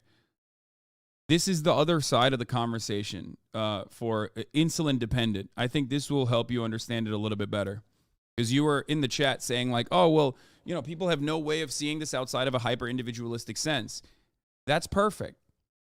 The N-word or anti-black racism is not about like one individual white person being individually racist to one individual black person or hurting one individual black person's feelings, right? That's why it's something that you have to discuss with historical context.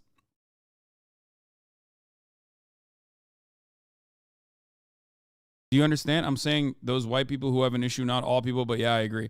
Do you get it? Because the moment that you look at racism as like individuals discriminating against other individuals, you are doing the Ben Shapiro argument without realizing it. That's why Ben Shapiro always says systemic racism does not exist. Hypothetically, only one person can be racist to another person. Individuals make up the system.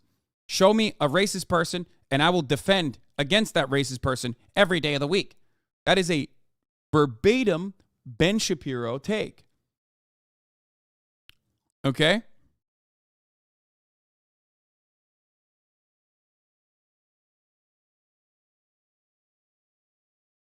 Because the moment that you fucking turn around and start talking about racism on the boundaries of individuals being racist to one another, you are dropping the historical context that is the fundamental underpinning of understanding what racism actually is and what white supremacy actually is in the United States of America. That's why, that's why I talk about this so frequently and try to pull back the conversation to a productive place. I'm saying that is one small and less significant subset of racism, and it's self-destructive towards class unifying to say it's permissible. I've never said systemic racism isn't real and the primary damage of racism in our society. No, I'm not saying you say that. Of course not.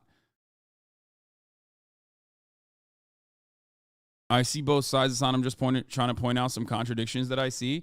Well, I hope you understood that then, because the moment that I talked about this is a concept that should be educated in fifth grade, you said, yeah, let's make fifth graders racist. Learning about slavery, learning about white supremacy, and learning about black existence in this country from the perspective of black people being humans and not just slaves until the abolition is not going to make racists. Okay? The opposite, avoiding that truth, is what creates racists, because it creates a system of people who are completely oblivious to the realities of black existence. It's the exact opposite. Unless you're literally saying like, oh, wow, I can't believe we're going to start thinking about black people as like full human beings, even when they were enslaved. That's really making me feel for the slavers here. That's just a self-report.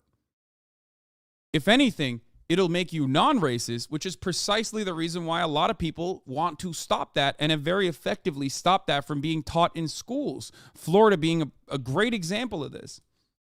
And the more nefarious thing that actually ties back to charter schools is what Ron DeSantis is doing, for example. He's utilizing and weaponizing anti-CRT and anti-woke legislation to currently undermine the already crippled public education system in the state of Florida. This is a legislation that is passing through the state legislature as we speak.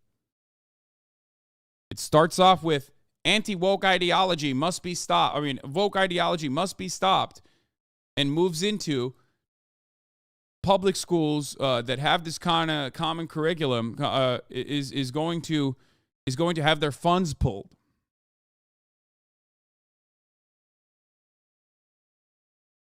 If your argument was cut and dry, we wouldn't still be debating this. Not a simple issue. You think... Wait, the argument is cut and dry. The reason why it's a debate, an ongoing debate, and not a simple issue is because we live in a white supremacist society. This society, this country, was built by slavers, white capital owners that wanted to preserve their power. And that attitude permeates through every facet of our existence, through every orifice. That is the reason why it's not a settled issue.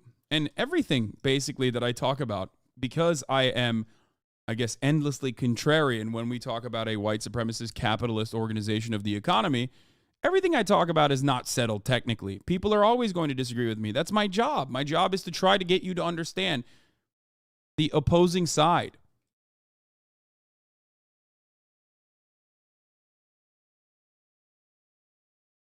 I have tried to personally show people the content to pull them away from the right, and your white racism takes push them further away, man. You are not changing people's minds by saying it's okay to hate them. I understand. And I know you are desperate to say, oh, optics in this regard. But you have to remember, some of these people, it's going to take a lot longer for them to recognize this. There are plenty of issues that I talk about that probably pushes people away, like transphobia. But I don't stop defending transphobia when people think, when people's immediate position is that, like, trans people are mentally ill and weird. That doesn't stop me from defending that perspective, defending that trans people deserve to live and be free. You know what I mean? Okay, stop. I said defending transphobia. You know what I mean. Fuck, man. Defending trans people. I misspoke. You fucking know what I mean. Shut up.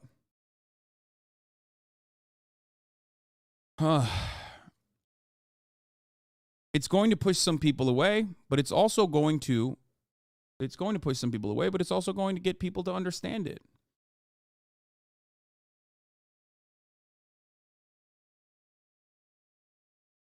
So Hassan has to be a white identitarian to bring people to the left. Isn't that paradoxical? Exactly.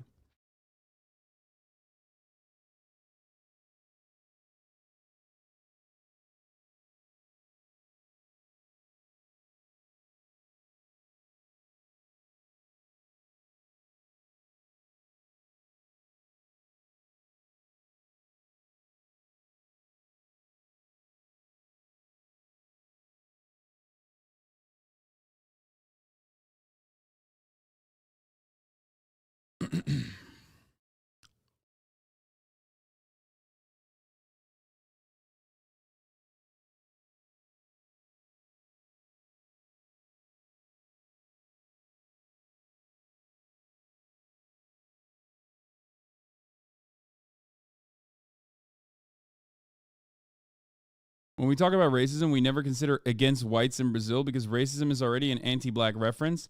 I believe this is the greatest example of a power structure not yet bent to circumvent reality. As a white people don't deserve to be handled delicately when it comes to this issue. I don't think so. I think, like, you sometimes do have to appeal to the sensibilities of people, okay, which I try to do to the best of my ability. But there are certain lines that I'm not going to cross. You know what I mean? I do obviously try to cater myself, or I do try to cater to different types of audiences, but ultimately it doesn't matter because, like, when we talk about whiteness as a concept, when you try to remove systemic racism from that subject matter and talk about, like, individual acts of discrimination or bullying, okay, and try to bring that conversation over to try to bring that conversation and a conversation about racism, which everyone, regardless of what the dictionary definition of racism is, when you talk about racism, everyone understands it as one thing, okay? No one is thinking about racism as, like, oh, you're being mean to someone. They think about it with all of the historical associations with racism. Okay? So the moment that you turn around and try to individualize acts of racism while robbing it of the systemic implications, okay, that it is basically normalizing, is a moment that you're capitulating and caving to the unfair and completely incorrect, ahistorical, right-wing framing of the subject matter. Racism is not being done in the way that people understand it. Racism is not being done at the individual basis. It's being done at the systemic level.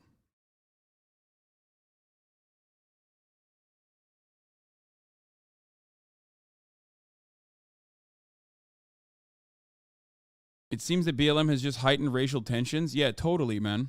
Yeah. It's always black people that speak out for their emancipation that heightens racial tensions. You know why you feel that way? Because white is the default position.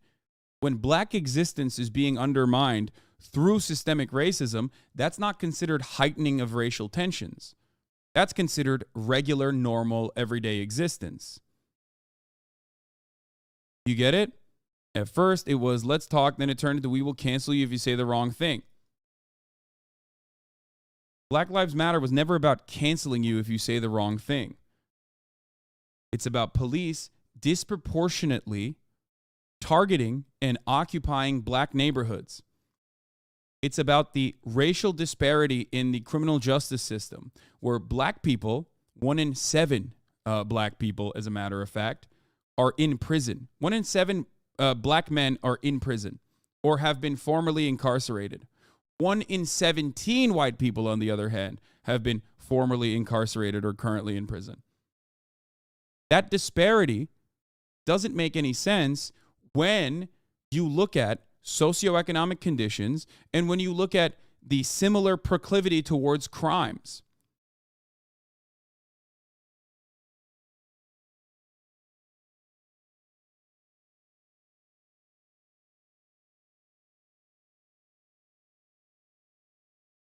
People would rather live in the absence of tension than live with the presence of justice. Yes.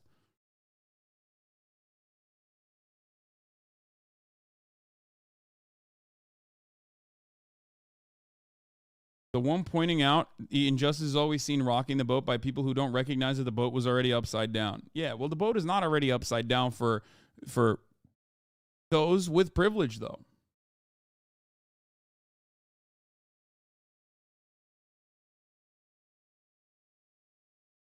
And no, I don't think canceling stuff is if you say the wrong things is legit just consequences. You can legit log off if Twitter is hurting you that much, especially as a non-internet celebrity law. No, I think that like people do weaponize canceling and cancel culture regularly, and it's not just done against like, oh, random white people that said the wrong thing. And it's not as earnest or as just as the way that other people try to present it. It's something that I would say is apolitical. Both sides, no matter what your political ideology is, regularly utilizes and weaponizes cancel culture. One of the greatest examples of this is literally the anti-white racism narrative that has been, shocking the Twitch sphere for the past month or so now. What do you think that is? Why is it that if I log on to LSF and I look at a random fucking conversation, let's play a game. What do you think this is if you don't think it's cancel culture? Let's look at a random thread on LSF, right? Before everybody fucking freaks out, I just want to point to something here, okay? Okay, here it is. XQC on Asmongold's take on racism. Let's click on the thread. First comment is XQC in a warehouse? Hassan, seeker of criticism, is having a really level-headed take on this Discord about XQC and Asmon's opinion. How dare people, checks notes, voice their opinions about disliking racism? He's not going to learn. He's going to keep being racist POS. Someone went into my Discord and decided to upload this onto the subreddit. That is exactly the same shit that SJWs do, where they look at private spaces otherwise, okay, or non-public facing spaces and try to, cancel you. That's it.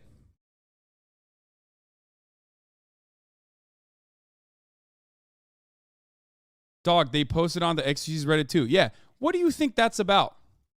How is this any different than the supposed cancel culture that we talk about regularly? Hassan is simply a racist piece of shit. The idea that you can't be racist against white people is laughable and only perpetrated by racist cretins. But we all know Hassan isn't exactly the smartest guy on Twitch, so you can't really hold it against him. It's like when the mentally challenged people do something weird, no fault of theirs. Nah, bro. Anti-white racism is a free win card for POC. It's not your fault for insert anything you dislike here. It's the racist white people's imperialism. How dare you take some of your personal responsibility for your life? You can blame white people for all your problems. Easy.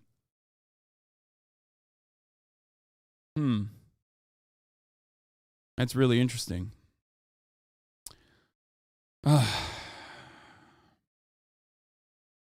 There are still systemic problems in every country I know of with race, especially in the United States. And in the U.S., this was caused by white imperialism. I'm all for all racism is bad, but we can't ignore the racial issues in America that exist today. Black communities have been fucked and are still fucked. That guy only got 9 points. Luckily, there's some sane people. So just keep providing help to overcome these obstacles until when? At what point can we say that it's enough and they should take personal responsibility? This guy wrote a well thought out response to someone who said, blacks are using anti-white racism as a win card. And of course, he turned around and said, so just keep providing help to overcome these obstacles until when? At what point can we say that it's enough and they should take personal responsibility? Is there a gap between all races or just black? I wonder what this person's personal perspective is. It seems to be seeping through this conversation.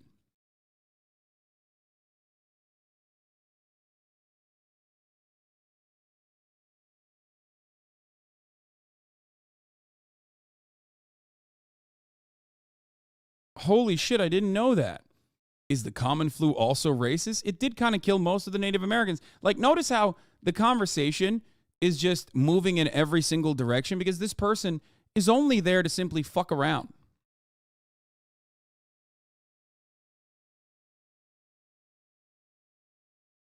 You're just as bad as Hassan. No one with a brain, especially POC, will pretend that people can't be raised against white people. Hell, some whites are raised against other whites of different ethnicities. Anglo-Saxons didn't consider Irish, Hungarians, and Italians and others to be white. Wait, that's my point. That is my point.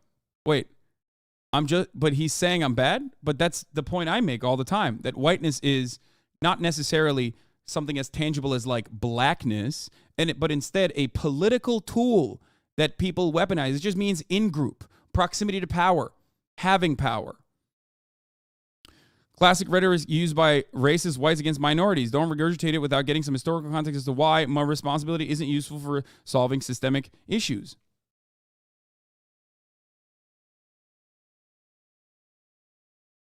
No one is blaming you. No one is blaming white people as a group. People rightfully blame white imperialists and officials that created the current system that still benefits whites at the expense of minorities. If you defend that system, then yes, you're part of the problem. You'd think you would have some self-awareness when you tell others to take responsibility while crying about being the victim of those mean cults saying stuff that makes you feel uncomfortable. This guy gets it, and yet still is like, Hassan is an anti-white racist dumbass. Like, he literally compared me to the fucking guy who said black people never take personal responsibility. The mind of a fucking Redditor, dude. While using my arguments. He gets it. He just also hates you. Yeah. What a clown Hassan is. He really said white genocide is justified because people online cry about racism towards whites. Should be permabanned, but we all know he won't be. For your information, he said that bit about white genocide as a joke because white genocide does not exist. Did you miss the part where the only actual white genocide is fragile incels who nobody wants to fuck? He did miss that. White genocide is a conspiracy that Jews are brainwashing the populace into having interracial relationships, forcing immigration, etc., so that white characteristics gradually get bred out. I think this is what he's referring to in that message because it doesn't make sense otherwise. E.g., if you interpret white genocide to mean the systemic targeting and killing of white people, then his message would suggest that he thinks that it's happening now and that no one is wanting to breed with you has something to do with that. Some people get it.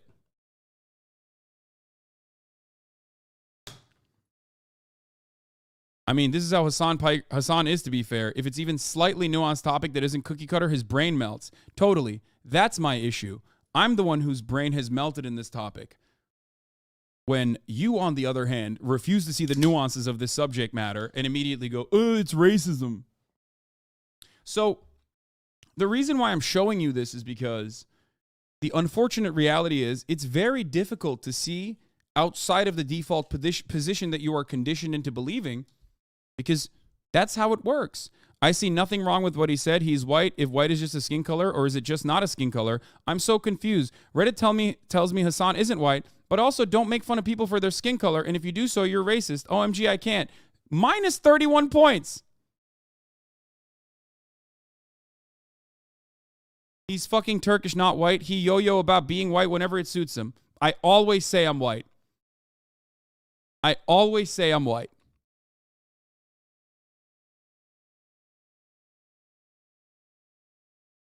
The only moment where I'm not white is when I'm entering the country of the United States of America, where although I'm traveling with a much larger group of content creators, and this did happen, you can ask Valkyrie, Saikuno, March, and their agent, because when we were at the gate, about to enter the plane, the only person that was stopped for an additional search and put behind that little screen that they have right next to the gate was me. That was a moment where I guess I was not maybe perceived as white. I don't know. I personally didn't even recognize that was a thing that happened, because I thought that everyone was always just, it happened to everyone. Turns out it just happens to me a little bit more frequently.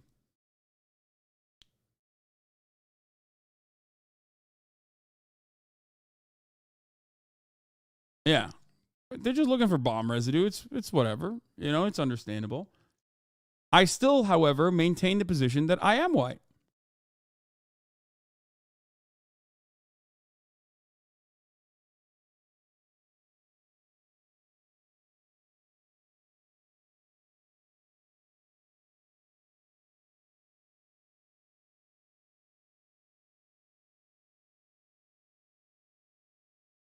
So it's not a skin color. He's Turkish, not white. He yo-yo about being white whenever it best suits him. I'm white.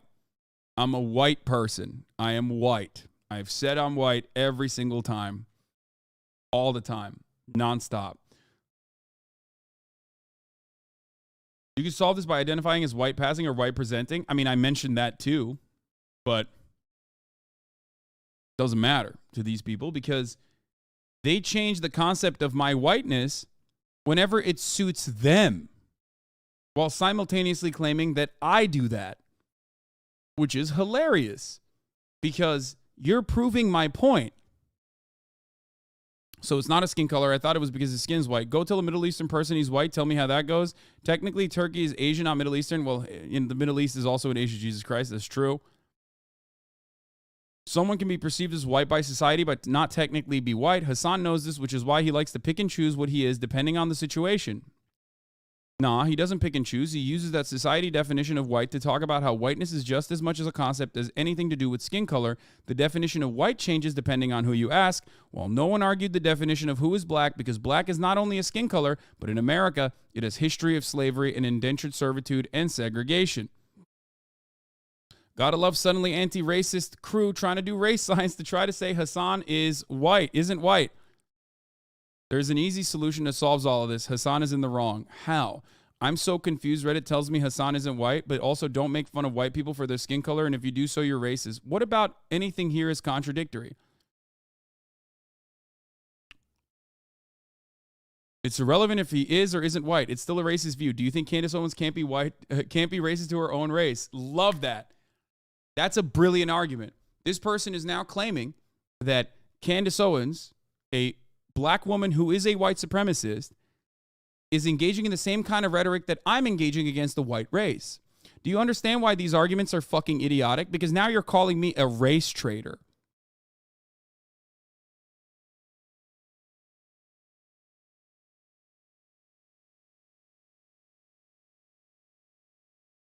The reason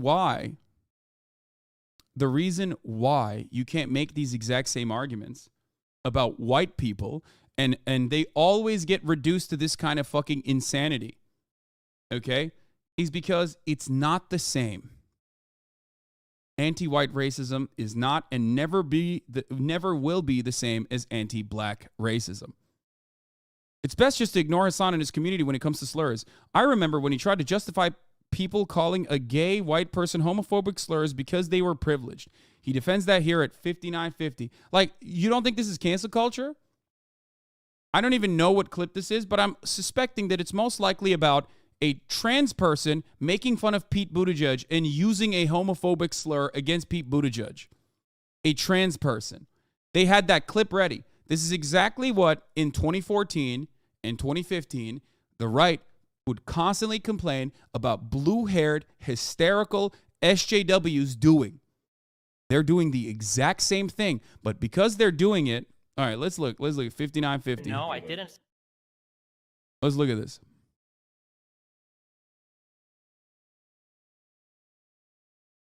The N-word or whatever the fuck gamers are talking about this Well, Hassan literally defends Pete being called an F-word on fucking stream. That's rich as fuck, dude. Come on. I Really? said a trans person. So a trans person making that joke is the literal, is the exact same thing as like a black person making a joke about a white person calling a black person the N-word, and yeah, called it. Yeah, but hey, while that is totally a reasonable perspective, okay, Nightmare Blunt scenario, by the way, not Nightmare Blunt rotation.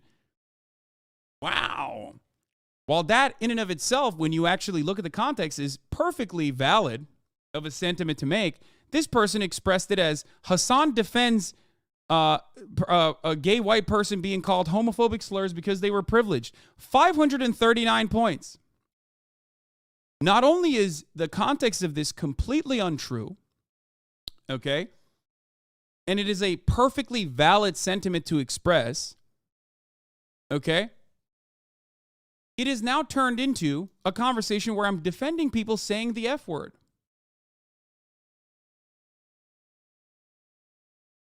Hassan is so incredibly condescending. Imagine thinking XQ and Asman couldn't have a principled stance on this topic. He posted this in r/Destiny and on numerous other subreddits, I assume. Wow. Seems like a normal guy.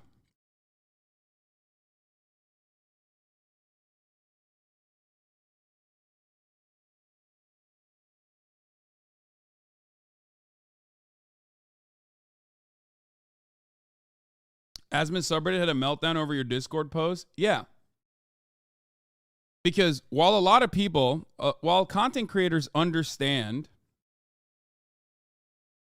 while content creators personally understand that like allowing anti-white slurs to continue inside of their communities would create like a hostile space for onlookers, okay?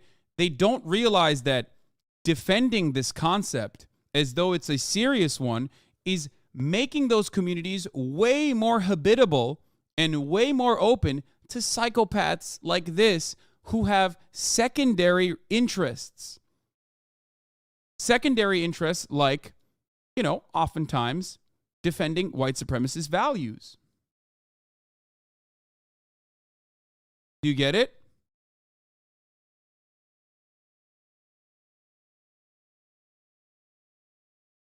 Your haters are demented, dude. I don't know how these people have years old clips to use at any moment they hear your name. I'm going to go ahead and assume that they have like folders in their computers where they're like, this is a good thing where I can clip out of context. I will keep that in my hater folder. I mean, it's the same as, Kiwi Farms and 4chan. It's just, a lot of these people also congregate in those circles as well. It's what psychotic stalkers do. They're hyper obsessive. And they don't actually have they don't actually have anything else going on. But because this is on the internet, you can't really tell how fucking mentally ill that person is. So you can like avoid listening to them. But the one thing you can't avoid is the top of the hour ad break. Because that comes at the top of the hour every hour. And if you no longer want to see those ads, all you need to do is subscribe, which you can do for $5 or for free. with a Twitch Prime or by getting gifted a sub.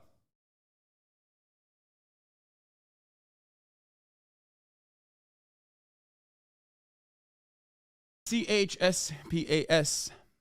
Thank you for the 5 gifted subs. This guy, I used to watch TYT when I was younger. Azan wouldn't say any of this shit to someone in person either. Would love to see him do a charity boxing event, but we all know he'd never do it. Nice. It's best to just ignore Hassan and his community. Could have stopped right there. Yeah, it would be great if you ignored me and my community, but you can't. I would love for you to ignore me and my community, but you literally are doing the exact opposite of that when you go to every subreddit. Look at this. Hundreds of fucking upvotes on all of these psychotic fucking takes.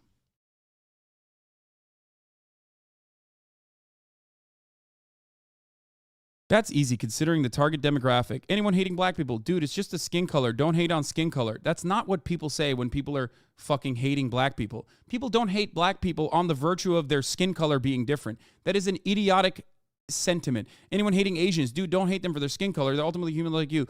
Asian skin color? What the fuck is this guy talking about? Hassan stands hating white people. Start repenting for the sins of your ancestors, you fucking snowflake. Did you know that it's okay to verbally abuse you and bully you because of your skin color? Haha, you cannot deal with bullying and humiliation. Snowflake, la la la, no purpose flower, lol. This is some Attack on Titan shit. This reads like a Fox News watching 45-year-old divorced dad. I'm not going to lie. Except this part betrays that. This is probably, unfortunately, an even sadder person.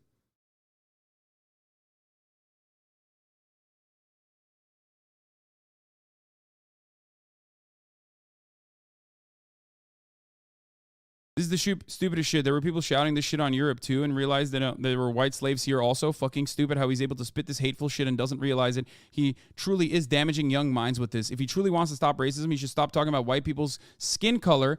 It just keeps getting people to fight one another. I don't talk about white people's skin color. Also, I myself am white and have white skin color.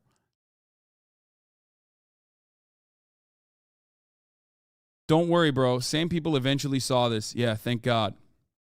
This guy is a permanent state of virtue signal 24/7. Uses weird fringe politics as an excuse to spread hate and division. The way he shuts down any debate or discussion and just lectures his twisted views as gospel is so pathetic. Is this discourse similar to men are trash discourse? Pretty similar, yeah. The men are trash conversation is stupid, okay? It comes from a place of trauma in many instances, but it's ultimately laughable, okay? It's laughable. There's no power. You're so brave for saying you're white. Apparently that's super offensive to some people, Lamau. Yeah.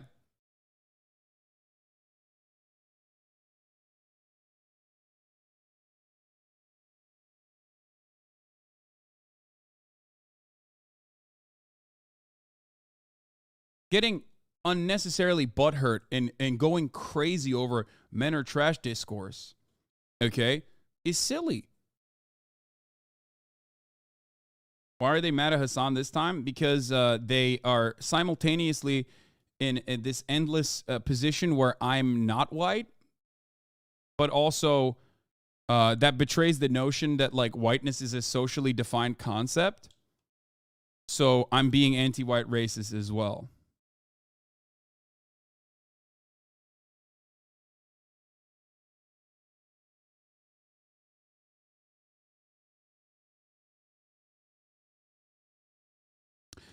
Hassan and his community won't admit it, but they just think slurs are on if they don't like someone. Same justification as any racist group. Hassan tells a trans person you're trans and you'll never understand because you're trans. Hassan is a major hypocrite on what he preaches. 24 upvotes. Where did this come from? No, Slight Fly says. He tells a trans person that because they're trans and they understand transphobia already, that his rhetoric around transphobia is aimed at people who are not trans and are transphobic. Well, he does tell lots of shit to trans people. You might be both right. Let's see what this one is. My issue as a trans person is the fact that you... Oh, the fucking Catboy Collector one. I love that. Hassan Abi VODs, 48 subscribers. Hassan is really good at taking criticism. 7 months ago. I can't understand how Hassan got away with talking like this to a fan with the mildest criticism towards him. This person is still in my community. But yet, do these people know that? Do they care? Do they understand that this was not on the virtue of them being trans?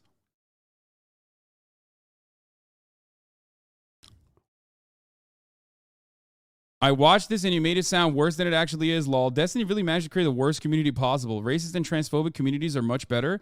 Better than one that justifies racism, homophobia, and transphobia against people it dislikes. As a progressive that goes against my values, I can't help conservatives like you. He said that a trans person can use homophobic slurs like how black people can say the anti-black ones. Awfully transphobic take.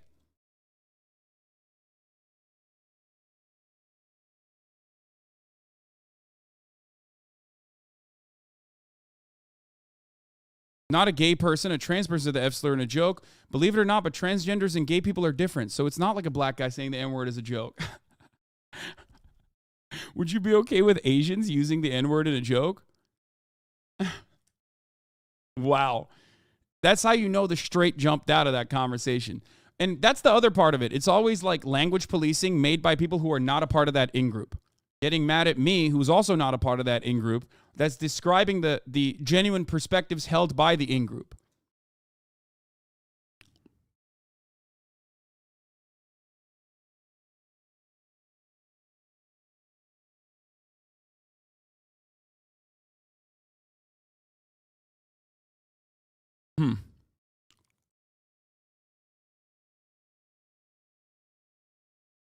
Respect others the way you want to be treated. So if white people are saying they don't like the word and you aren't white, don't say it. Okay, well, I'm white. I don't hate Hassan, but I really hate his bad takes the most because whether he likes it or not, he represents the leftist take online for many people. Other streamers like Miz and XQC are expected that they say dumb shit as entertainment, but Hassan actually wants his opinion to be worth a damn. So now people are going to try to paint the whole paradigm of people as racist. Shit like this is so he can fit in with people who want to say slurs is particularly pathetic.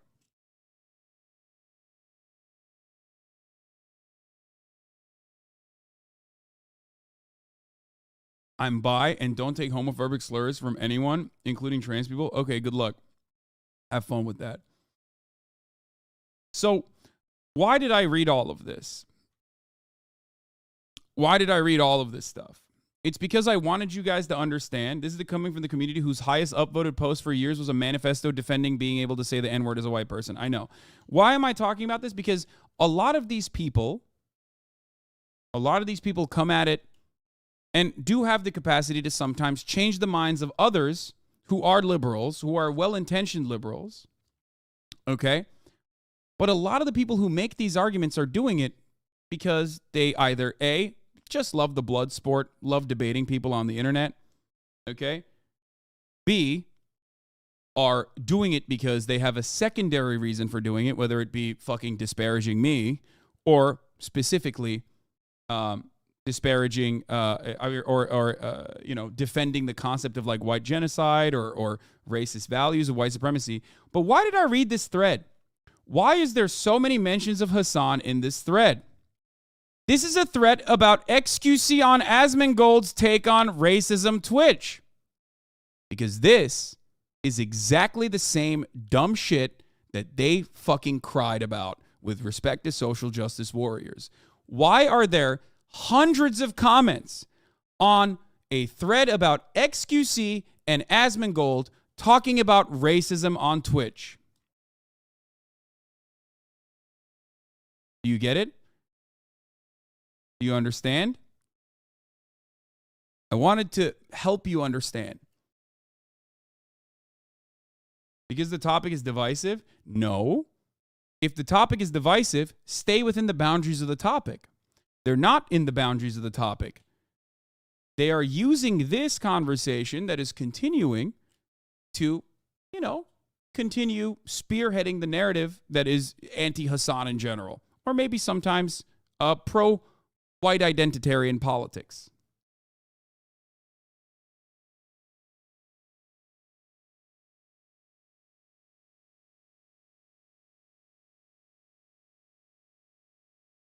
I don't remember which thread it was, but top comment on here was saying, we need to talk about black privilege. Yeah. So yeah, this Reddit has gone mask off Nazi. They don't try hiding it anymore.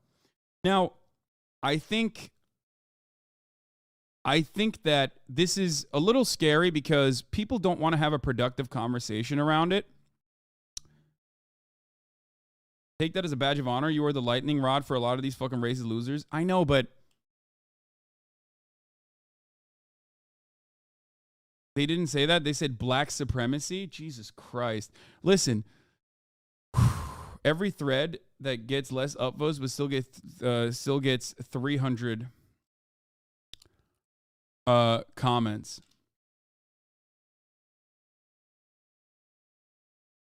So I am a white South African currently in university. Currently living through the prejudice that whites face due to actions of our ancestors during apartheid is frustrating. The injustice towards the black race has sparked a hatred to continuously fuel racism towards us whites.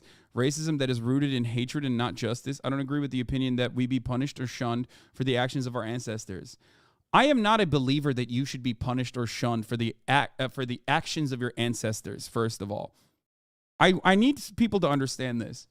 I routinely make fun of dumbass people who are like, oh my God, I'm so sorry for being white. Oh my God. Or people that do the shit where they're like, oh, black person, please let me wash your feet. Oh, black person, let's talk about police brutality. I yell about those people as well, but that doesn't fit the narrative that a lot of these people try to present about me.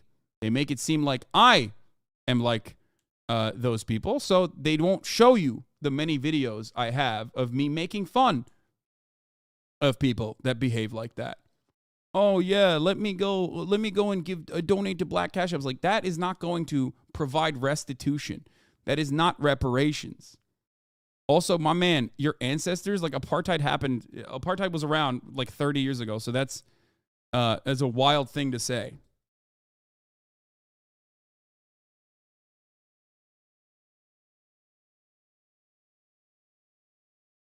Like, your dad was a part of that.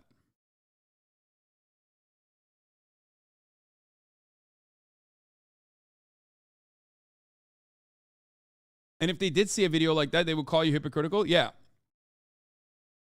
So, my ancestors, my mom did stuff I have no part in. My ancestor is picking me up from school later. There's a non-zero chance that he was alive during apartheid. Yeah, I mean, I was alive. So, all jokes aside, I mean, here, roll that clip of Asmongold. Yeah, here. This is how these people behave regularly. Look. $1 he lives rent free. I don't know why Hassan even needed to buy the house for $3 million. He lives rent free in like so many people's fucking heads. This is insane. I'm not even talking about Hassan at all. Like, I didn't even bring up his name. And like, people just think they can't fucking help themselves but give their opinion on Hassan. And oh, he's a communist, but he's got a lot of money. I can't believe he wants to kill people. Like, it's gonna put me in jail. Oh my God. Why do you know this? Why do you know this? You clearly don't agree with him or like him. Why are you consuming content about him? Why are you thinking about him? What's wrong with you? Like, you're spending all your time thinking about a person that you don't like. This don't you see a problem with that? Doesn't that seem like an issue? I don't know. They cannot keep you out of their mouth, bro. They're glazing you up like a Krispy Kreme donut. Play Valorant. Yeah.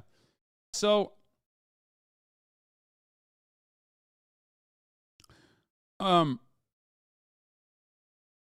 yeah, there are a lot of people who do that. You had a clip from the Andrew Schultz podcast, Pop the Fuck A lot Off. of people have credited you for Andrew Tate choosing to remove all of his content from social media. Really break that down. He was on this 17-year-old Fortnite stream. He was doing the rounds. He went to like Aiden Ross. He went to Clix's stream. He's like going up against like these like 20-year-old kids and just basically farming their audience of like dummies. These like 12, 13-year-olds were like, oh, I love Fortnite. And oh, this Andrew Tate guy, he seems so cool. He's got a Bugatti. And basically he was like getting all of them involved and invested in this like thing he called Hustlers University, the MLM scheme. And I saw that and I was pissed off about it. I was like, what the fuck are you guys giving this guy free promo? He was doing that.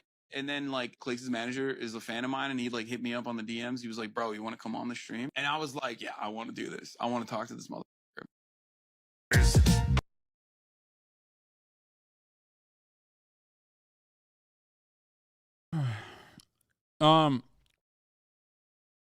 That was a great podcast, but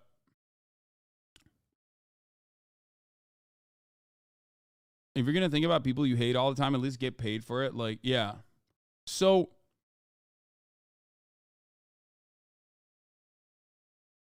anyway, we talked about all of this specifically because like these guys are doing the same exact shit that like they claimed that SJWs were doing. They have no like. They have no intellectual honesty or consistency, and in many instances, they're not going to ever be charitable. And yeah, there's not much I can do. But when there's a swarm of voices like this on the internet that are spending all their time and effort and energy in like writing fucking, writing insane threads about how racist I am. It's hard. You know, some normies are probably going to see that and go, maybe this Hassan isn't a good guy either. Now, I still don't get your take. Is he wrong in your opinion or not? Who? You don't need to be a hater to enjoy debates. Yeah, I mean, but it's I don't like the toxic mentality that a lot of people who are debate enjoyers have. Oh, as far as Asmongold's opinion, I don't know the entirety of his perspective, but if he's like talking about whiteness as a concept, as an institutional concept that must be defended, I mean, I've said it already. He would be wrong, but I don't even think he believes that. I think he's talking about racism as individual actions. I literally had a friend who called you racist when I mentioned I'm subbed. Yeah, I mean, I don't really care when people say that because ultimately it's silly. My brother really thought you were a super racist that hates the world, had to show him like 50 clips to change his mind.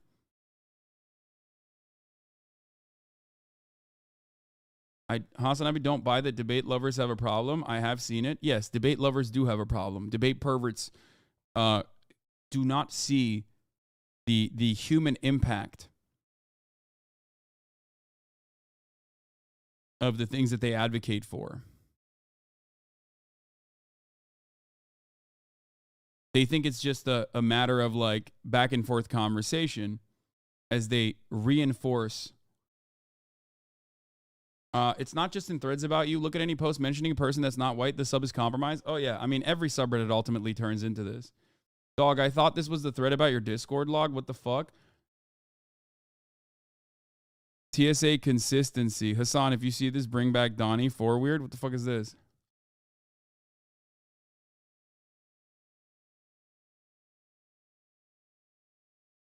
Why do you have a reputation as a debate bro? I don't know. Because most people don't really look too deep into things that they consume on the internet. I don't even fault them for doing so. And they just think that like because I have done debates and still sometimes do debates, very rarely, they consider me to be a person who is simply in it for the arguments. Yeah. They specifically label your threads as open, racist, and bigot. Hassan Abi says blah, blah, blah. They do it to ruin your reputation with actual normies. I wouldn't be surprised if T-Pain got tricked by one of those. Yeah. Yeah, there's a deliberate reason why people do it.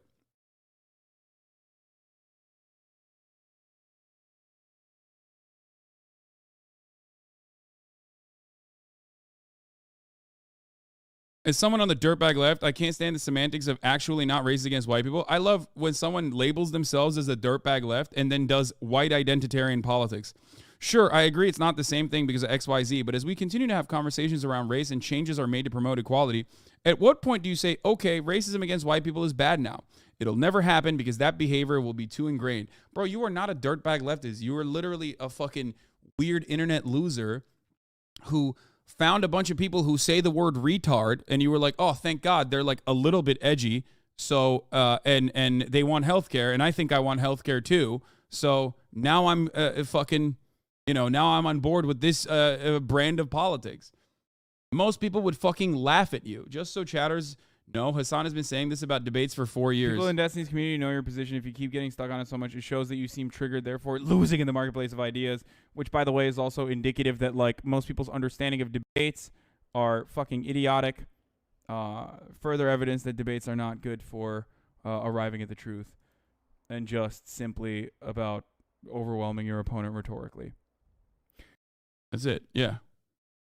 It's all about rhetorically destroying your interlocutor. It's not about arriving at the truth. It's stupid. It'll never happen because that behavior will be too ingrained. It's unproductive and will only push people to the right when you constantly say you can't be racist against white people. And actual white nationalists love this, which is why I'm defending the same sentiment that actual white nationalists love defending here. Because, hey, guys, if you keep hurting my feelings, I will become a white nationalist. That's all you're saying here. It's so silly.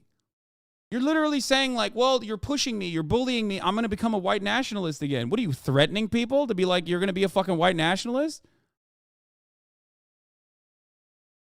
You can't be racist against white people, and actual white nationalists love this because it validates their identitarianism and victimization rhetoric. No, when you're talking about white people as anything but like a political grouping, a socio-political grouping, you are literally doing, without realizing, white identitarian politics.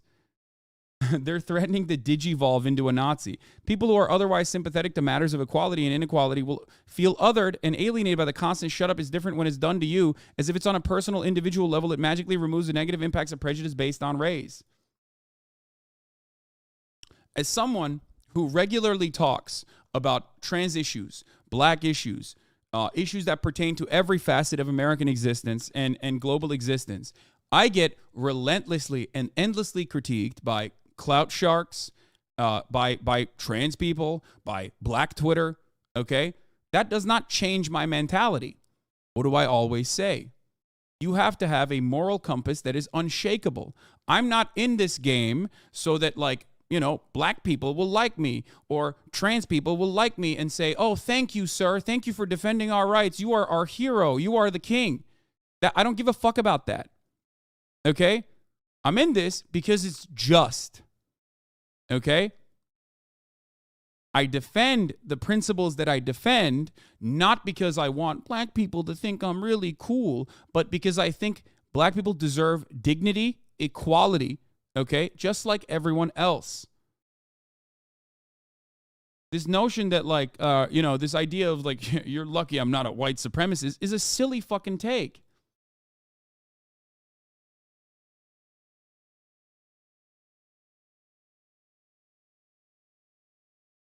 That's good because there's a trans girl on Twitter right now who's mad at you for using the word chaser as an insult against Sneeko. Exactly.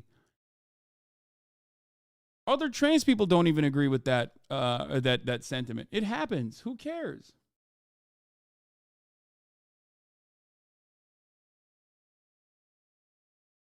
And I tell this to my community all the time as well.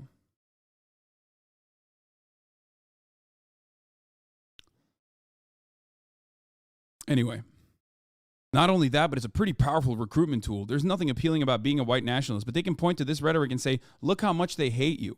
Yeah, if you legitimately think that, like, people that say the word cracker unironically hate white people, you are already predisposed and conditioned into agreeing with white supremacist rhetorics.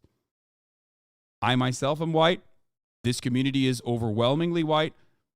Most people in this community, if not almost every single person in this community, would not immediately get recruited by white nationalists because of the concept that we're discussing.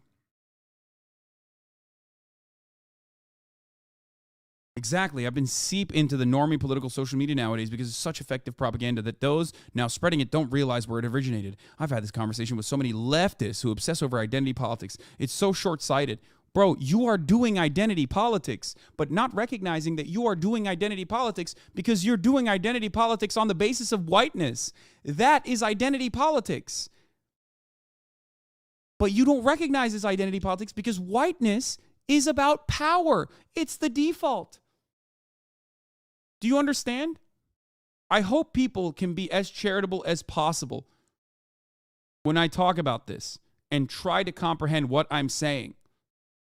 Identity politics doesn't only pertain to non-white people, okay? You are no different than Gamergate-brained dipshits that say, oh, this game is real political when there's a black woman that is a main character. Do you get it?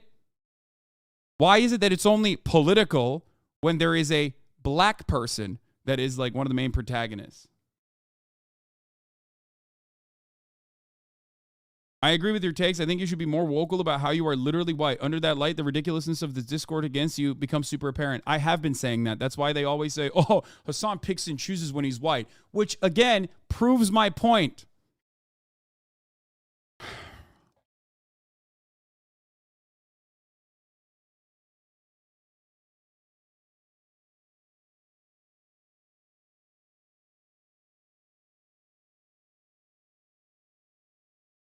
It's like the same people that were saying, Hassan, why don't you always like talk about people who yell about your consumption purchases? It's like, I talk about it all the time. You just don't hear.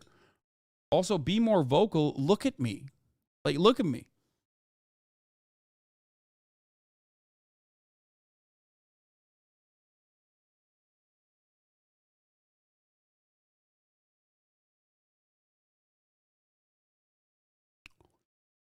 Only people who are profoundly weak and already predisposed to white supremacist rhetoric can be bullied away from morality, okay?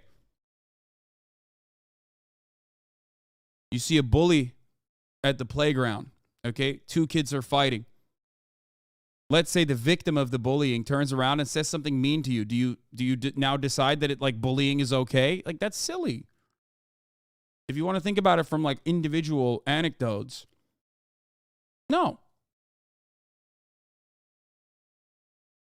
Why would you decide to no longer hold on to convictions that you have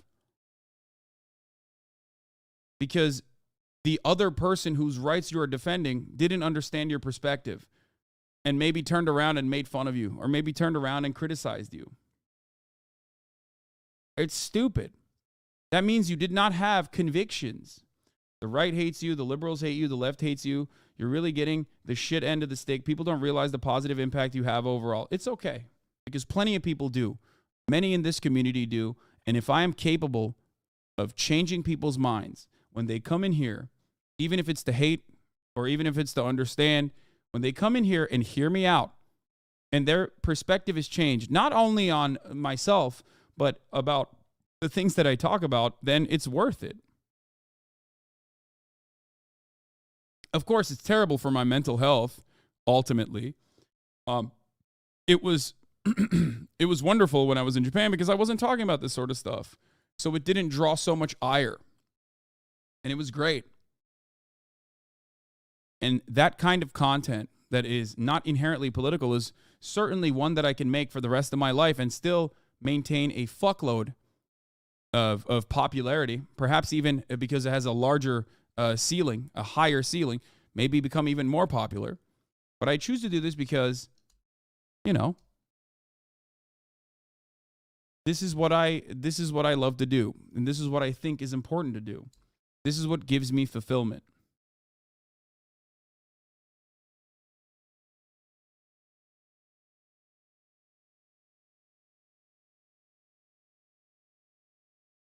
I'm not going to lie, this shit is exactly why it's so hard to get my black family go more to the left. Black people get a lot of shit smeared on them in the left, and people really don't talk about it.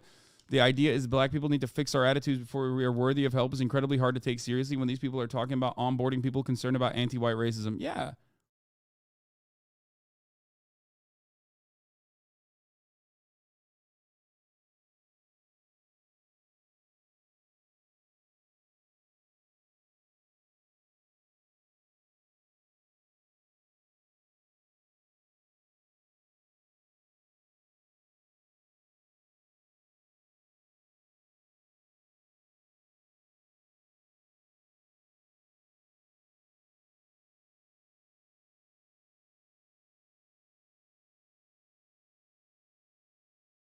Your interest in emancipation should not be conditional.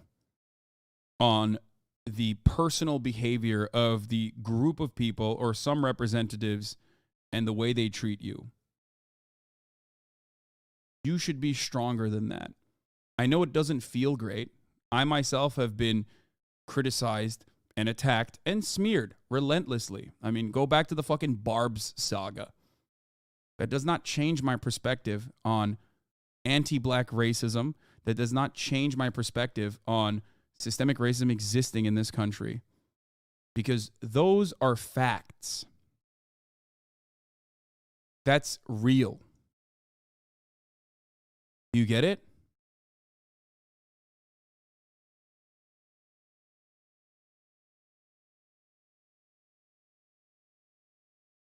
It's unconditional. I believe my cause is just. So I'm able to, while it hurts my feelings, not change my perspective. And I hope one day that people like Asphyxiate can get there as well, if they truly do believe themselves to be on the left. But it's very difficult. When you say things like, oh, I'm not doing identity politics. I hate when people do identity politics while simultaneously doing white identity politics and not recognizing that that is still identity politics. The lack of recognition surrounding white identity politics being identity politics is the point that I'm trying to make. I've never watched you before because the circles I was in labeled you as a bad guy, and I decided to watch to see what all the hate was about. It took watching to realize how many takes I agree with. People just hate to just hate. Yeah. And most people don't have time.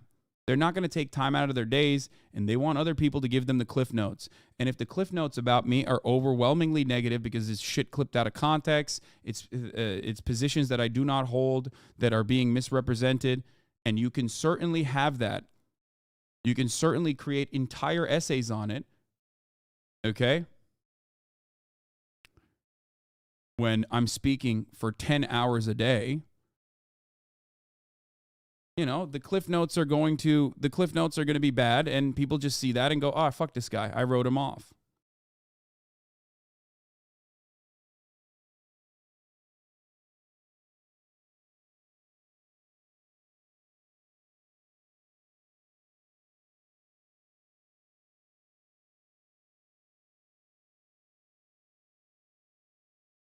Anyway. Not only that, but it's a pretty powerful recruitment. They hate us because they ain't us. They will just say, if the word cracker turns you into a Nazi, you always were one, ignoring all other influences of context, and be done with it. I mean, I've been called a cracker more than these people have, and I haven't turned into a Nazi, so there's got to be something else going on there, I think. So, yeah. A lot of discourse surrounding these things are unproductive, breeds confusion, and creates fertile ground for charged actors to either astroturf and make an already confusing rhetoric even more unhinged, or recruit people you've needlessly alienated over. It's such a menial thing to argue about, too. Is the left doomed to only have a win in certain pockets of the public and online with little actual policies and material change being made? God, I really appreciate threads like that one. It gives me hope. It's wild to witness both the left and the right talk about corporate corruption, the death of the middle class, elites who abuse their position as I. Okay. I can't read the rest of it. It's just too long of a debate. All right. Let's get to the Nord Stream pipeline.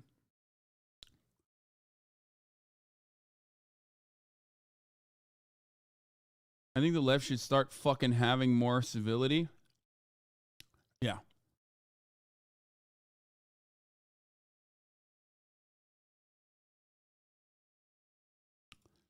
I think they're just stating that people are fucking dumb and don't think about politics or race politics in this country. And to be honest, most people just diverge into hug boxes where they don't have to think about it. Conservatives are very good at hug boxes. It sucks. Yeah, I agree with that. But if you are a leftist, why do you spend your time, and this is not something I do, unless it reaches a certain point, why do you spend your time shitting on people who are ostensibly on your side?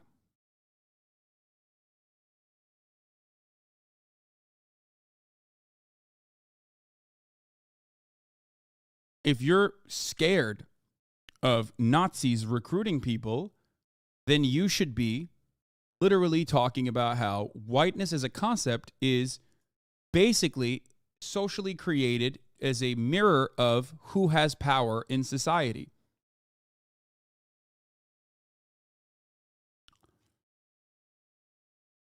Try to understand the nuance of whiteness, and not fall into the right-wing framing of this argument by immediately saying, oh, well, the dictionary definition of racism is this.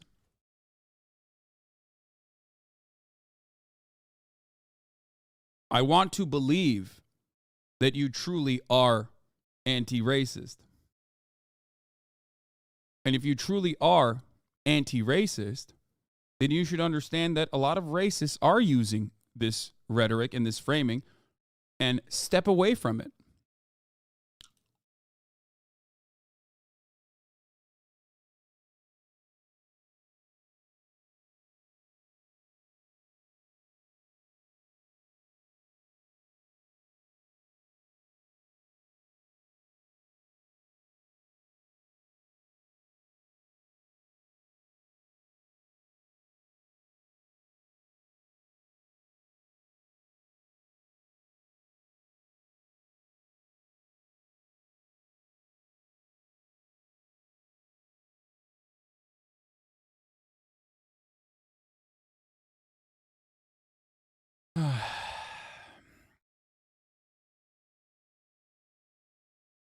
Anyway. Is the new merch oversized? No, the merchandise is normal sized. Let's take a look at the Ukraine, the Ukrainian involvement, or possibly non-involvement in the attacks against the Nord Stream pipeline. Ukraine has denied any involvement in an attack last September on the Nord Stream pipelines, which were built to carry Russian gas to Europe. I'll be back. This map shows where they run along the seabed from Russia across the border. The damage was discovered near the Danish island of Bornholm. It's also relatively close to the Russian territory of Kaliningrad. The damage was first noticed when huge amounts of gas bubbled to the surface. When cameras were sent down to film what had happened, this is what they found. Several experts said it appeared the pipes had been damaged by an external explosion. It's not yet been established who was responsible or why, but a report in the New York Times newspaper has quoted anonymous US security officials suggesting a pro-Ukrainian group was to blame. Well, Ukraine's Defense Minister Oleksiy Reznikov commented on the Nord Stream allegations, and this is what he had to say. For me, it's a little bit strange story because it's not. This story is nothing with us, and I think that investigation of official authorities will describe every details, because it's like a compliment for our special forces, but this is not our activity.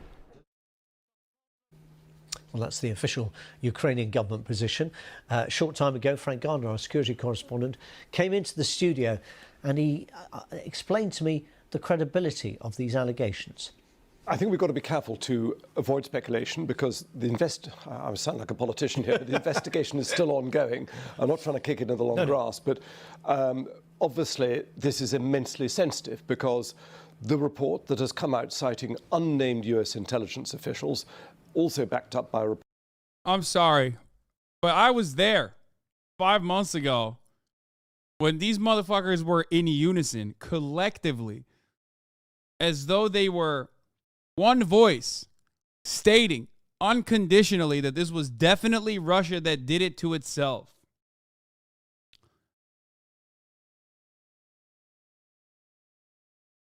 Okay? I was there. And I talked about how silly that seems at face value.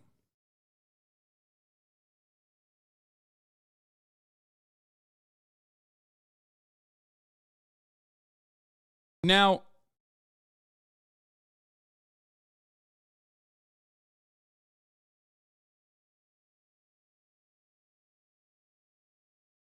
was Ukraine blamed directly? Why are they denying it as if they were? I thought they said pro-Ukrainian group. Yeah, I know.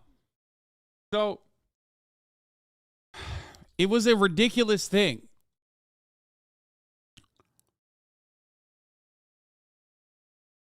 Hear you last year on it. Of Russian gas to then the rest of Europe.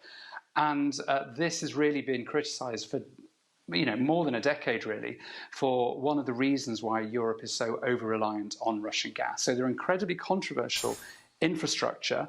And of course, at this particular time, when energy is a key part of the war in Ukraine right now, this is why this, what would usually be seen as simply a technical fault, is creating such a discussion here. What is exactly behind these gas? I mean, this is what people got. This is what got people in a tizzy on social media. First question first. If Germany, if Russia invades, I'm going to show you Germany, something. Hold on. That means tanks or troops crossing the border of Ukraine again. Dark Brandon, he did it.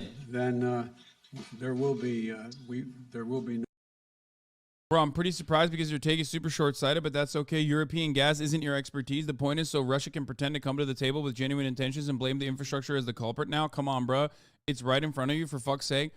Brother, you can't do detonations on a fucking pipeline and then act like it happened as a consequence of the crippling infrastructure when, like, it's very obvious if an explosion occurred. You understand that, like, there are engineers who can dive down there and, like, take a look. There are people who analyze seismic data, as we talked about already, that will say, well, this is consistent with, like, a singular detonation. So, you know, it's kind of difficult to hide a bombing attempt. It's my thing is, like, there's a simple way of looking at a lot of these situations, right? There's a very simple way of looking at these situations, and it's like, who has the most to gain here? It, like, quite literally doesn't make fucking sense for Russia to false flag themselves in this way, because it's like their main thing, their main source of revenue, you know? Hold on. Chicken is ready. Hold on. But many people will say neither was invading Russia. True. But at least there was, like, something to gain. It was a major fuck up and idiotic, but there was something to gain out of it. I can't see what the gain angle is. Ships earlier this week in the vicinity of those leaks in the Nord Stream pipelines that were likely caused by underwater explosions. With more now on this, we have CNN reporter Katie Bo-Lillis. That's so interesting that they were, like, very clearly in unison, collectively, as though they were one mouth saying Russia hit themselves. Russia hit themselves. Okay? And now the New York Times is using the exact same justifications that I put forward as to why this wouldn't be Russia. Some initial U.S. and European speculation centered on possible Russian culpability. I wonder what the New York Times' position was on the matter. Especially given its prowess in undersea operations, though it is unclear what motivation the Kremlin would have in sabotaging the pipelines, given that they have been an important source of revenue and a means for Moscow to exert influence over Europe. One estimate put the cost of repairing the pipelines starting about $500 million. U.S. officials say that they have not found any evidence of involvement by the Russian government in the attack.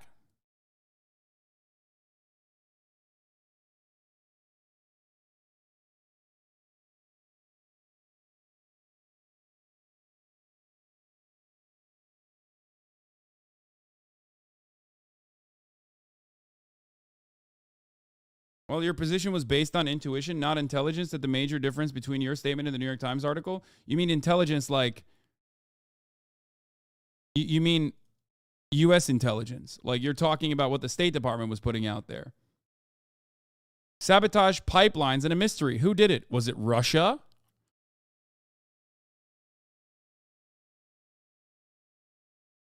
All available information indicates that those leaks are a deliberate act. Apparent sabotage. American officials said the explosive gas from the broken pipes made it too dangerous to get close to the breach. Poland and Ukraine openly blamed Russia, which pointed a finger at the United States, and both Moscow and Washington issued indignant denials. U.S. officials and outside experts also speculated over whether Ukraine or one of the Baltic states, which have long opposed the pipelines, might have had an interest in seeing them disabled.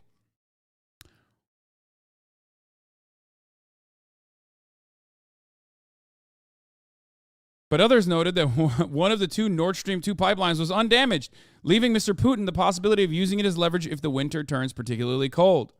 If that was the usage, why did they just blow up the pipeline?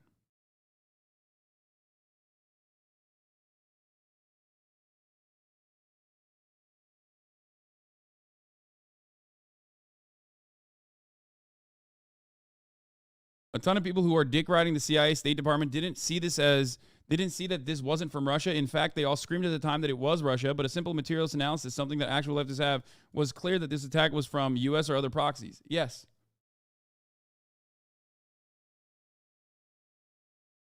Yeah, by the way, this does indicate that they haven't been able to find anything linking Russia to the bombing, because if they had, then that would be the big finding. Exactly.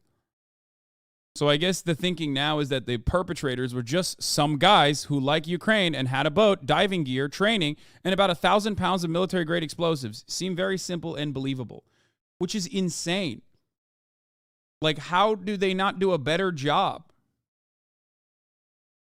of like coming up with a narrative that ties it back to Russia somehow?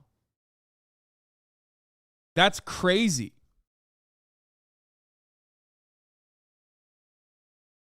Like, it's wild that they don't think that they even need to do this. Why aren't there people going after John Brennan and CNN being wrong? Because that's mainstream media. No one gives a fuck when mainstream media gets things that pertain to American exceptionalism and America's imperialist conquests overseas, or America reinforcing its dominant hegemonic superpower status as a bad thing. They'll go after CNN if they say something about vaccines or something related to like domestic issues, okay? That is divided on political lines. But American imperialism and American exceptionalism is not divided on political lines. That is a united front, which is precisely why when CNN says whatever the fuck they want to say, and very deliberately, I think, because the narrative was so silly to put together in this way, that when they very deliberately omit key details or just fucking speculate endlessly about something that is like very unlikely, which even at the time I said, look, it could be the case. Russia has done dumb shit, but it doesn't seem likely, because who stands to benefit? It's not Russia that stands to benefit.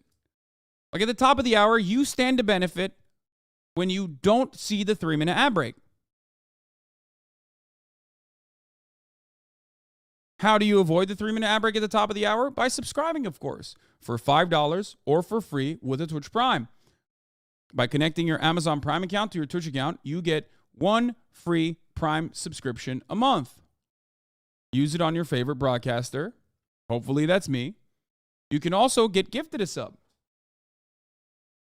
BDP, thank you for the 5 gifted subs, allowing 5 people to no longer see the ads at the top of the hour. Here's the 3-minute ad break now. Dynamic Jab 13, thank you for the 5 gifted subs, allowing 5 people to no longer see the ads at the top of the hour. Do you think Russia's behind the sabotage of the pipelines? Well, I think all the signs point to some type of sabotage. These pipelines are only in about 200 feet or so of water, and Russia does have an undersea capability that would easily lay explosive devices by those pipelines. And I do think it's a signal to Europe that Russia can reach beyond Ukraine's borders. So who knows what he might be planning next? But I think this is clearly an act of sabotage of some sort, and Russia is certainly the most likely suspect. Russia is the most likely suspect, says John Brennan. Why blow up their own pipelines if they can obviously just cut off the gas flowing from them? Well, there's been no gas flowing through those pipelines, although there's some gas that's been pent up in them. That's why we've had the methane release. But there's also pipelines that are going into Europe that are bringing gas from Norway. And so it won't take much if Russia decides to go after the other pipelines that are bringing gas in. Yeah, they blew up theirs first to basically what? State that they can blow up the competition? Why didn't they just blow up the competition? If they have such covert diving and explosive capabilities, why didn't they just blow up the Norwegian pipelines? He just ignored the question because he knows better. He's not that big of a fucking idiot. But unfortunately, the people that watch this kind of news coverage and repeat those things that they hear from this kind of news coverage in my chat are that kind of fucking idiot. Because you need to exercise a little bit of critical thinking. You always have to look for biases in every fucking facet of news media. Okay? Every channel, no matter what, has their own biases. Does that suit your understanding of the world? Do you agree with that? Democracy now, I'm certain, has some biases as well, right? But I agree with those. I openly tell you what my biases are. Can't be. Seymour Hersh's live reaction to the New York Times article, that's pretty funny.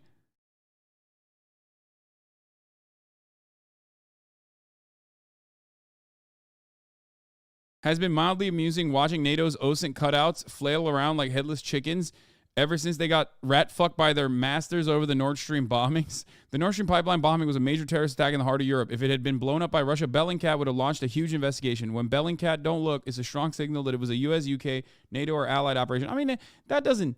I mean, that's one indication, but that's not the major indication. The major indication is more simple than that. Who stands to benefit? If you want to look for secondary reasons, then you look at, you know... if there was any indication that this was Russia, do you think the mainstream media would have let that go? Of course not. I know Bellingcat is an extension of Western intelligence. I know. What? Here is Seymour Hersh's reaction to the pro-Ukrainian group sabotage pipelines. Guys, remember, pro-Ukrainian group, a bunch of random guys, could be anybody. You know what I mean? Could be Americans. I mean, they're saying that there's no American or British nationals involved in this. You know, not directly, at least. What? That can't be true. They can't be that stupid. Are they that stupid? What do I care? I'm going to go look at the New York Times now. Oh, my God. Intelligence suggests Ukrainian... and oh, my God. Oh, my God. Okay. No, I haven't seen it. No, I can't comment on that stuff. What do I know? I've written a couple other things about it. I'm going to write something next week again about it. And that's the way I do it. Matt and Glenn apparently unfamiliar with the lack of open source information at the bottom of the sea. Their incuriosity is indeed conspicuous and telling. Yeah, like, I mean...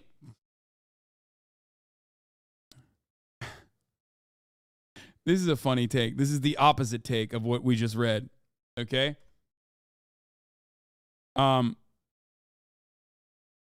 Does Russia benefit from people thinking it was the U.S. and allies did it? I mean, look.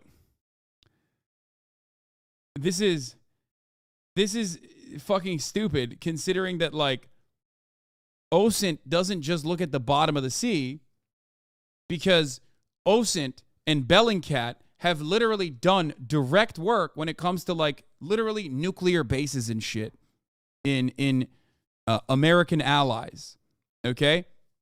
They're making fun. They're making fun of Glenn Greenwald, talking about, like, oh, there's no open source in the bottom of the sea, when in fact, OSINT also pertains to things above the sea, like ships, flying vessels, things that they track around that vicinity. So it's not like they had no tools or no methods to investigate the bottom of the fucking sea. If there's a will, there's a way. OSINT always does have additional resources, or more importantly, Bellingcat has additional resources to investigate matters because they do have some State Department backing.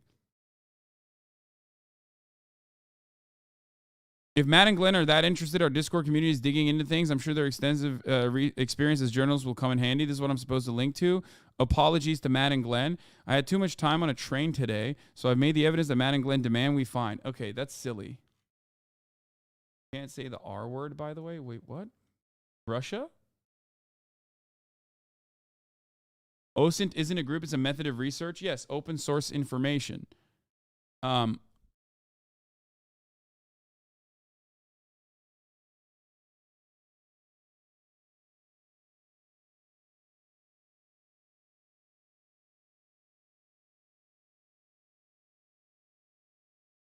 Open source intelligence, not information. Sorry. Did I say information?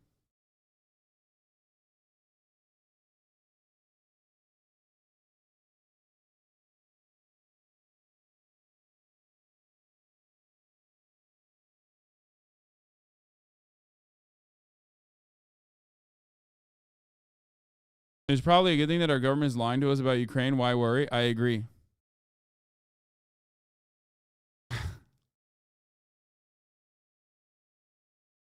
Why did these leaks surface now? What's your opinion? Oh, I know what my opinion is. I've said my opinion. I think it's partially because it was such a fucking ridiculous narrative that they created, thinking that it would go away. And then Seymour Hersh's article came out, and he is still a very well-respected journalist because of all of the work that he had done. And they haven't like endlessly buried Seymour Hersh by being like, he's an Assad apologist or whatever the fuck. So that certainly got people a little bit more interested in it.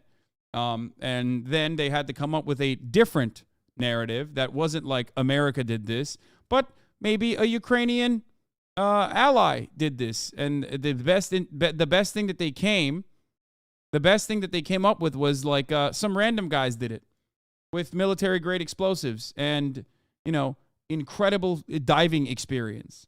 So I do think that Seymour Hersh's article did play a role in you know, people demanding answers, because journalists were asking, what's his face, the State Department guy, Ned Price, over and over again. But it is wild that like their take basically, because so when Seymour Hersh wrote the article, Russia started using that article at the UN Security Council to say, we demand a third-party, unbiased, independent investigation conducted into the pipelines, which like Russia has, regardless of all the fucking war crimes that they're currently committing, every right and responsibility to do so. China backed Russia in the UN Security Council to demand an independent investigation. Do you want to know who said no to the independent investigation?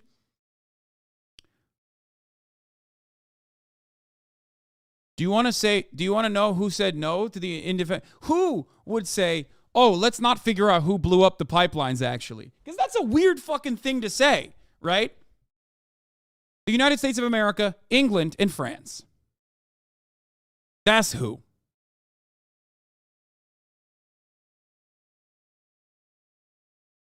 They literally objected to the independent investigation.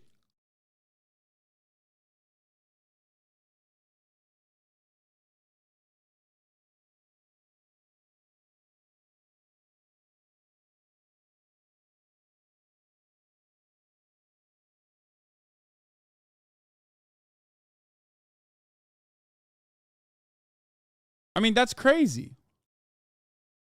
Breaking news, the Pentagon is blocking the U.S. from sharing evidence on Russian atrocities in Ukraine with the International Criminal Court. Officials said military leaders fear setting a precedent that might have to the way for it to prosecute Americans.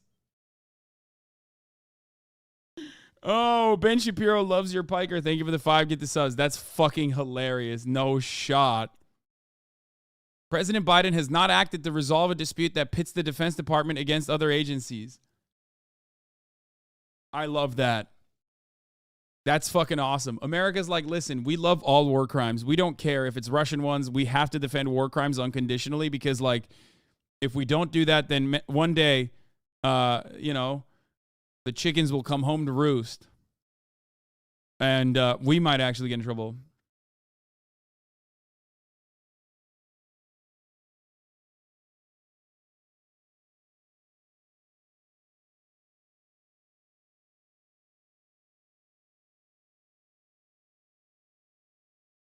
You know how, like, sometimes we make fun of misogynists on the internet who are like, bro, I don't even give a fuck about, like, Tory Lanez. I just vibe with misogyny and, like, shooting a woman. It's kind of like that. The United States is like, man, I don't care who's doing the war crimes. Like, I'll fucking make sure that we, you know, stop investigations from war crimes. Stop investigations in the war crimes because, like, dog, let me tell you something. You know, I'm just a fan. I fucking ride for war crimes, dog. It doesn't matter.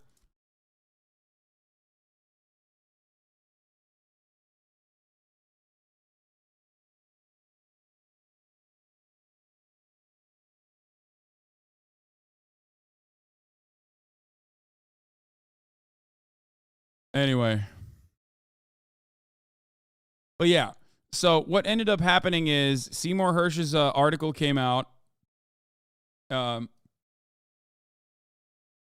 When that article came out, Russia used that article to demand answers at the UN Security Council. People were asking Ned Price questions as well about America's involvement using the article itself, so they had to come up with a counter narrative, and the counter narrative they came up with is like pretty fucking weak, in my opinion. Like, goddamn, dude, you couldn't fucking like even a low level like, you know, gun trace task force or whatever still has the capacity to just like fucking drop a weapon on the scene of the crime and be like, ooh, we found a gun. And like the CIA can't do that? That's crazy. Like, how? How are you unable to just like even fucking make fake? They've fallen off, dude.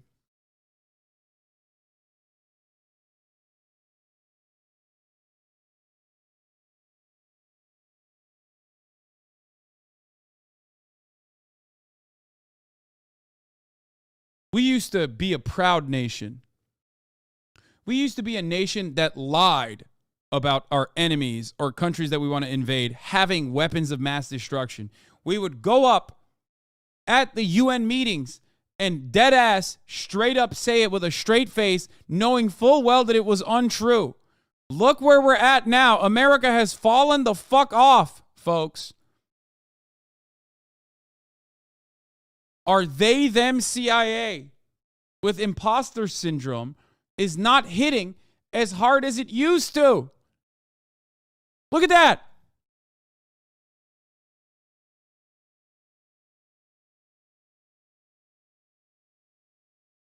They went woke and went broke, folks. It's very clear.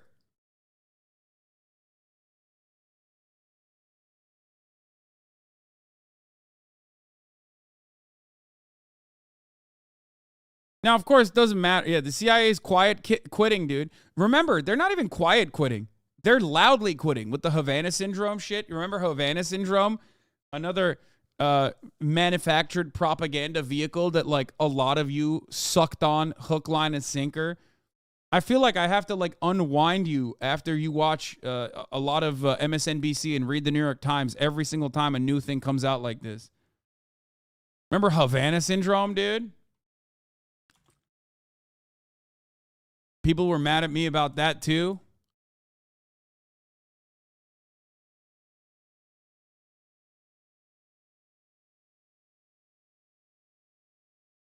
Havana Syndrome not caused by energy weapon or foreign adversary, intelligence review finds.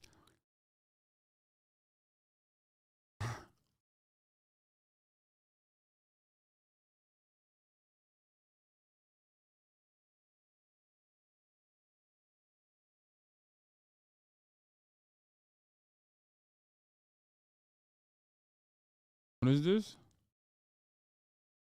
Reminder that hostile be confirmed. I was running to the bathroom over and over again. I just kept pooping. Okay, I could not stop.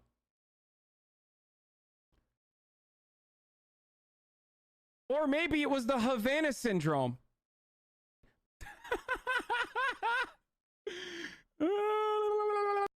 Triple react time. Anyway, let's get back to this. Reports in the German media are indicating that this boat has been found, this yacht that set off from Rostock in northern Germany on the Baltic coast, and was it was crewed, they think, by Ukrainians, but they're not sure. Yep. Now, if it turns out to be the work of a pro-Ukrainian group, that, of course, is a massive PR victory for Moscow, yes, which has said all along, nothing to do with us. This was an act of international sabotage, terrorism even. You know, these were 4 big explosions. The conclusion, I think, of most Western intelligence agencies is that it was deliberate, it wasn't an accident, and that it would have had to have been state-sponsored in order for the sophistication of this, because this was done very effectively. There were 2 pipelines, Nord Stream 1 and Nord Stream 2, 4 explosions, rendering both of them inoperable. And presumably they're not easily accessible. The location evolved, presumably would require quite a lot of effort to get. Well, you'd have to know what you were doing. Yeah. So, bro, Ukrainians are getting the Kurd treatment right now from the West, and it's kind of wild.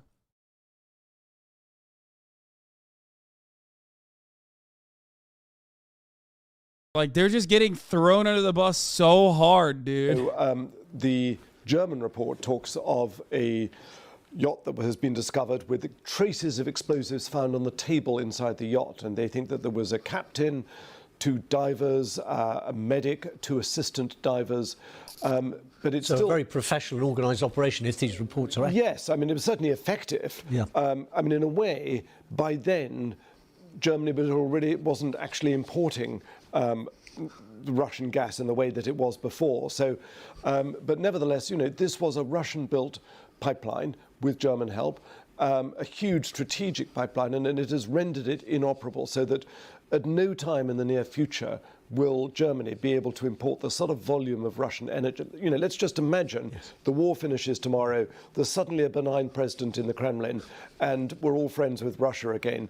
That pipeline still isn't going to be operable for a very long time. So just finally, in effect, if whoever is responsible for this disrupted potentially the opportunity, at least, to bring down energy prices in the future, at least for a period, assuming the war came to an end. Yes, I mean, look, we don't know what their motives were, but this is now the second of 2 recent events that have happened where there's been this sort of murky idea of possibility of a false flag operation. So the Germans have hinted that they're not ruling it out, that it could be a false flag operation. What does that mean? It means where you make it look like somebody else has done it, but actually you did it. Yes. So making it look as if Ukrainians So you were can say behind. we're the victim.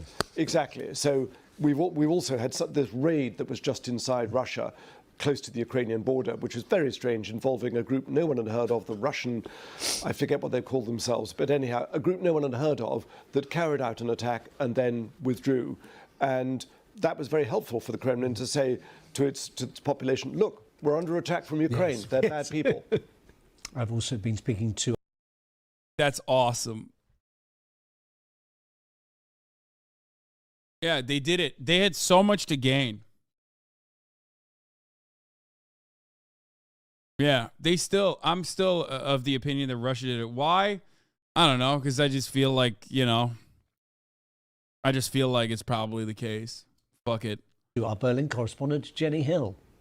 The main focus here in Germany is what's being published in the German press following a huge investigation by a national broadcaster and a national newspaper, which focus again on the yacht that Frank was talking about there, apparently rented out by a Polish company, reportedly owned by 2 Ukrainians. Now, we've just had it confirmed, actually, just as you came on air, from the German federal prosecutor that in January, the investigators here actually searched that yacht on suspicion that it might have carried explosives to the site.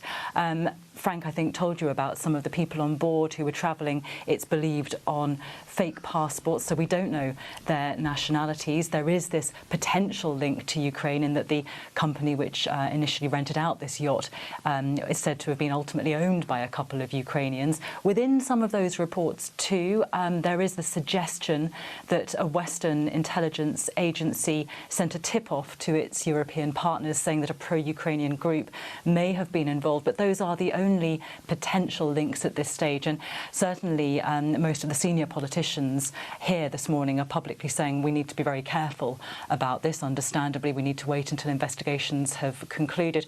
And indeed, the federal prosecutor has said they won't be giving out any further details about what, if anything, they found during their investigations. Jenny Hill. I spoke to the foreign policy specialist Jessica Berlin, who's in Germany, and asked her about the explosion in September and whether it had made any difference to German gas supplies. Nord Stream 1 had already been closed from August. America's lost ally. How Gaddafi went from foe to ally. Exclusive. CIA files prove America helped Saddam as he gassed Iran. Anti-Soviet warrior puts his army on the road to peace. Manuel Noriega and the fragility of America's alliances. Manuel Noriega from U.S. friend to foe. No. This won't happen. This won't happen. He's white. And also, like, these are more covert. These are more covert forms. Like, this is like clandestine operations oftentimes, and more covert forms of support with like some light padding. Okay? Whereas like this is overt. This is like the state uniformly supporting unconditional and uncritical support to the nation state of Ukraine. It is still funny, though.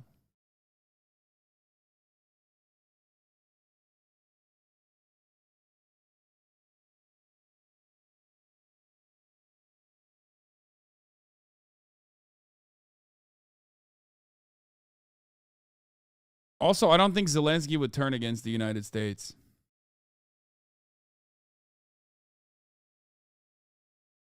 That's the other thing. Like,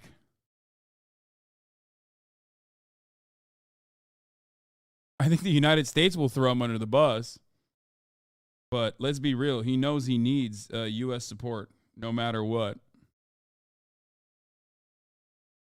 Like, he has, I don't know if he's anywhere else he could turn to, especially because he is replaceable.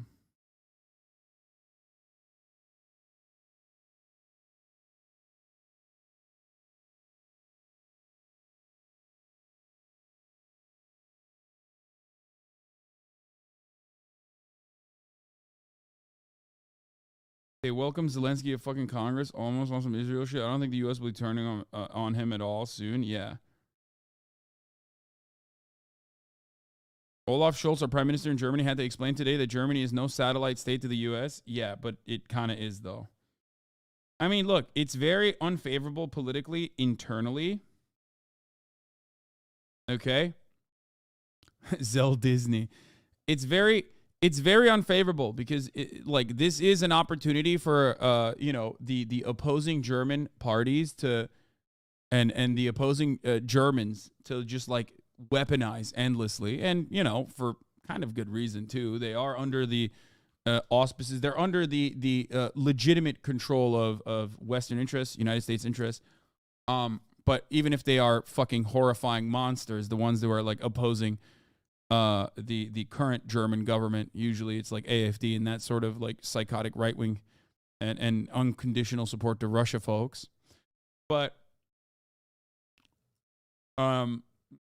ultimately, I don't think that leaders. Ultimately, I don't think that the actual leaders are going to do anything.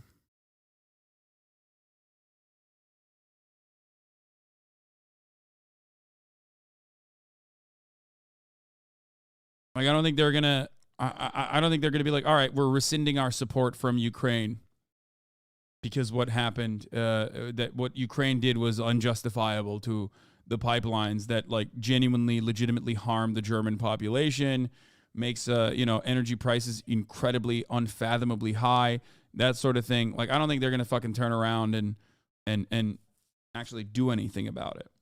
So,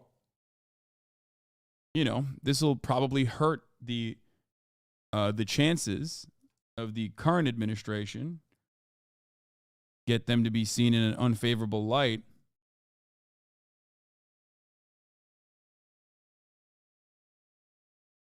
But yeah.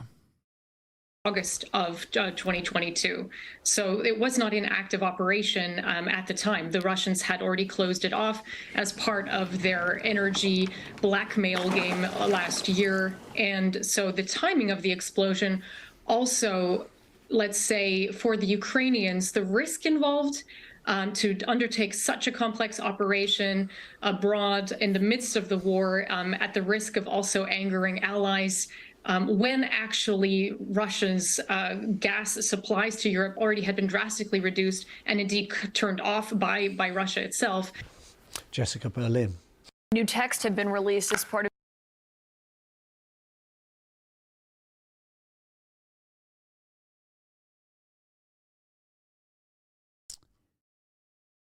Tucker Carlson said he hates Trump passionately in text according to the legal filings. Wait, what? I didn't see this. This is fucking fire. But yeah.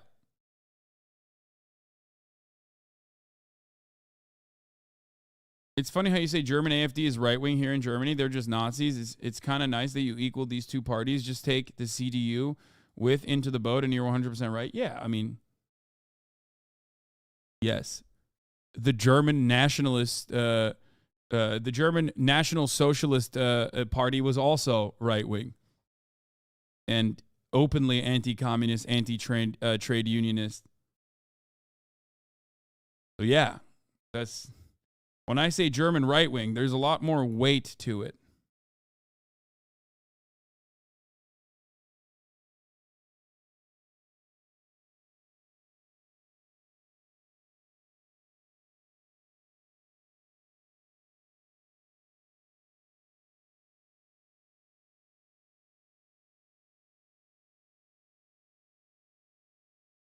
Oh shit. I gotta do something. Gotta do something drive related. Anyway, listen. This part is all settled matters, right? I think we all understand what happened here. I think we get what happened here.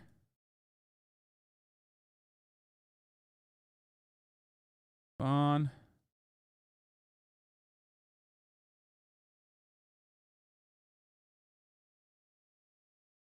Fuck.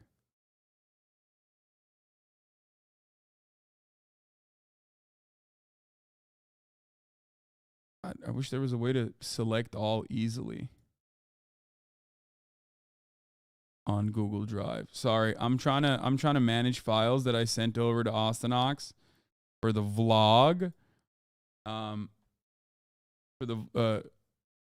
there's no Google Drive is so weird. Like I shared access to the folder, but for some reason you can't see any of the videos inside of the folder. And I assume that's because I guess like just sharing access to a folder alone does not change permissions. You have to like click on each individual video and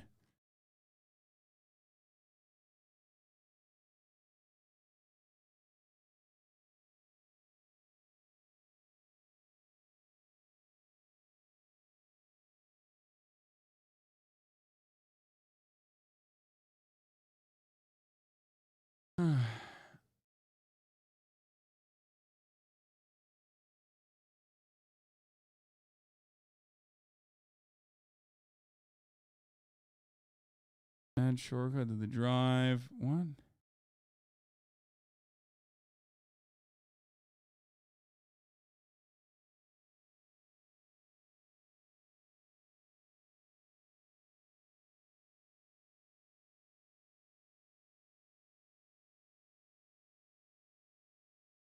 Okay, it worked.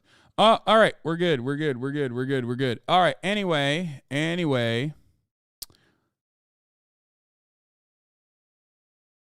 Tucker Carlson said he hates Trump passionately in text, according to legal findings. Let's take a look. Of Dominion's $1.6 billion defamation lawsuit against Fox News. They show some of the clearest indications yet that people inside the network had serious doubts and misgivings about the election fraud lies that were being openly touted on the network. A 2021 email reveals that the Fox Corporation chairman, Rupert Murdoch, conceded that two of his top hosts possibly, quote, went too far with the election denialism after Trump's loss, though Murdoch himself also once said, according to these new texts, that he hoped Trump would win Arizona even after Fox's own decision desk, which makes those election calls, was the first to call it for President Biden. Murdoch saying at the time, quote, he was still hoping for AZ to prove them wrong. CNN's Paula Reed joins us now. Paula, these texts are pretty incredible when you look through what they show, what they were saying, behind the scenes compared to what we saw publicly. Exactly, Caitlin. Quite the contrast. And all of this comes from these hundreds of pages of previously unreleased documents that we got last night. But clearly, some of the most damning revelations in these documents come from Fox chairman Rupert Murdoch. You see here, he is repeatedly denying conspiracy theories about Dominion voting systems that his own network was promoting. New internal communications from some of Fox News' most prominent figures show concerns and misgivings some had about then-President Donald Trump's claims of election fraud and the company's handling of the 2020 election results. According to court documents, host Tucker Carlson texted a producer on January 4th, 2021, just 2 days before the Capitol attack. We are very, very close to being able to ignore Trump most nights. The conversation continues. Referring to Trump, Carlson says, "I hate him passionately. I can't handle much more of this." What? No. No. Wait a minute. What?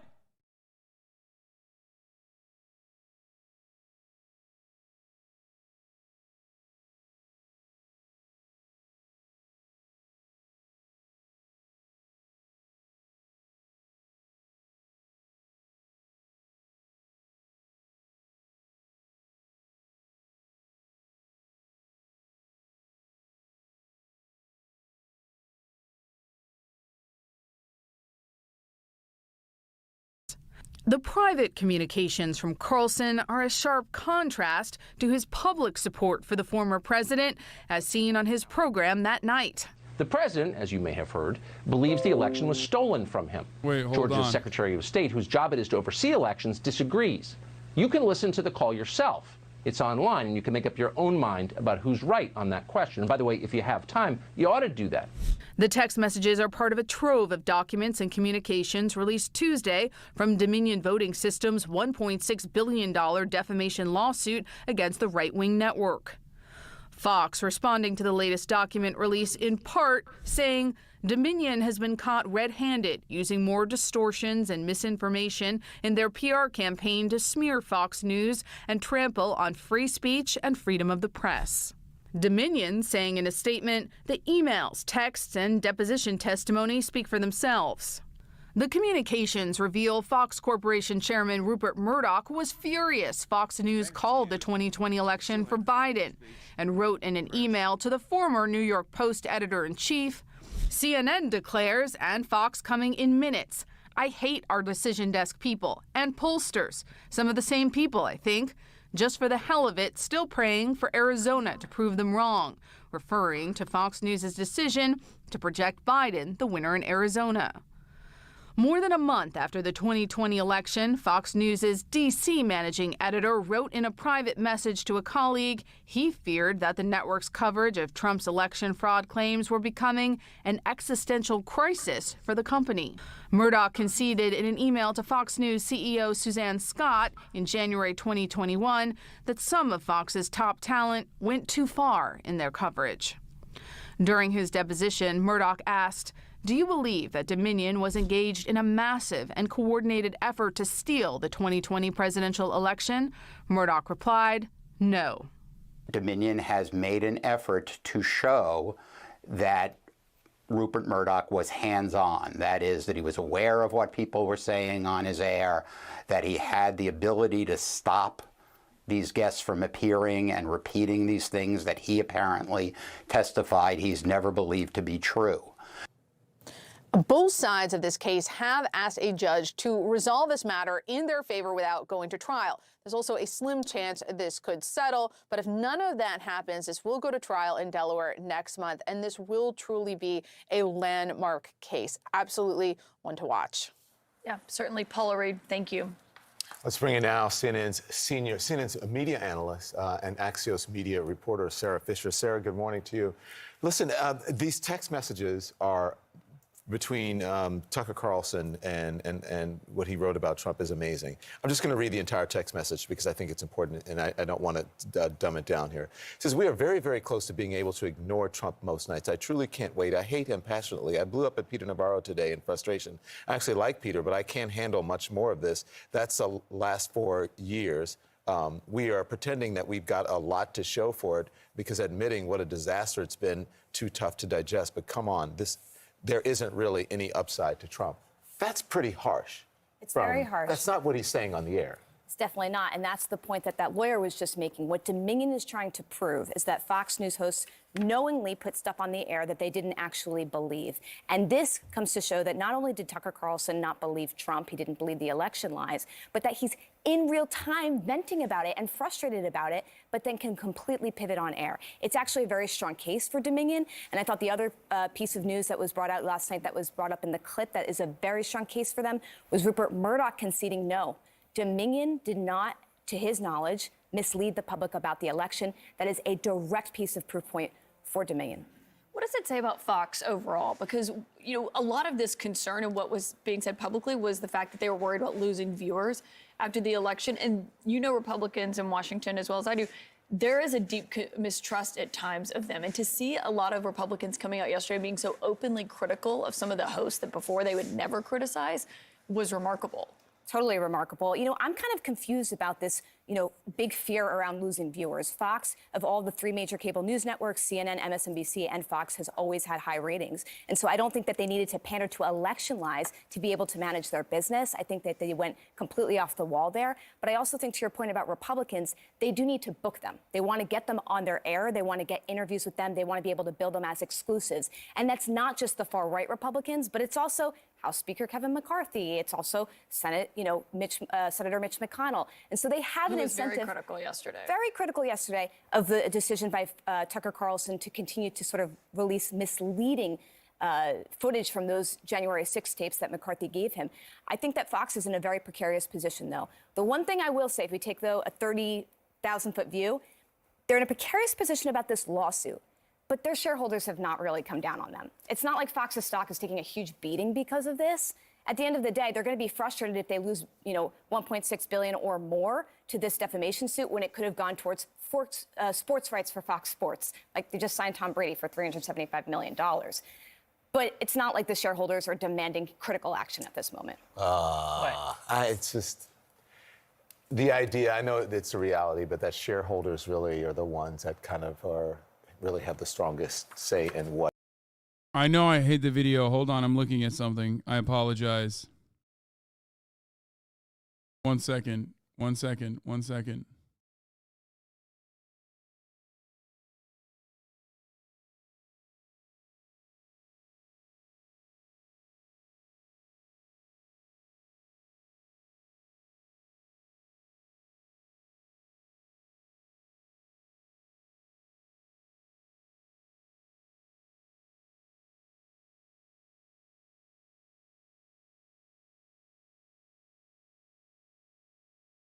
I have to do something. 1 second.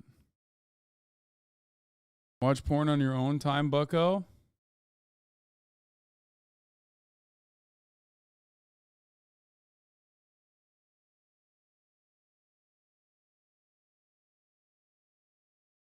Calm down.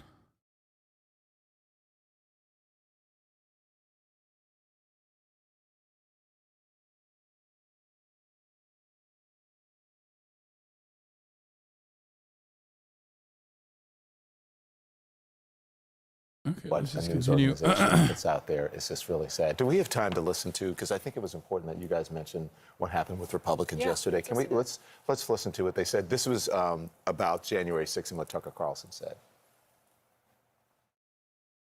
It was a mistake, in my view, for Fox News to depict this in a way that's completely at variance with what our chief law enforcement official here at the Capitol thinks. To somehow put that in the same category as a permitted peaceful protest is just a lie. I think it's bullshit. There were a lot of people in the Capitol at the time who I think were scared for their lives. So you can, however you want to describe it, but it was an attack on the Capitol. I thought it was an insurrection at that time. I still think it was an insurrection today.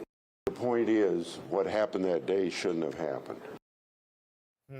And shouldn't Fox News be listening to, well, what is right for journalism, that they should report to the viewers exactly what happened, to the lawmakers, but then, as you said, shareholders, that reminder to us. What do you make of that? I mean, I know for a fact that folks inside Fox think that Trump is something they want to get away from. So I'm surprised that Tucker Carlson is even doubling down on this in this way, because Republicans clearly want to get away from Trump. He caused them the midterm last election, and Fox News clearly wants to get away from Trump.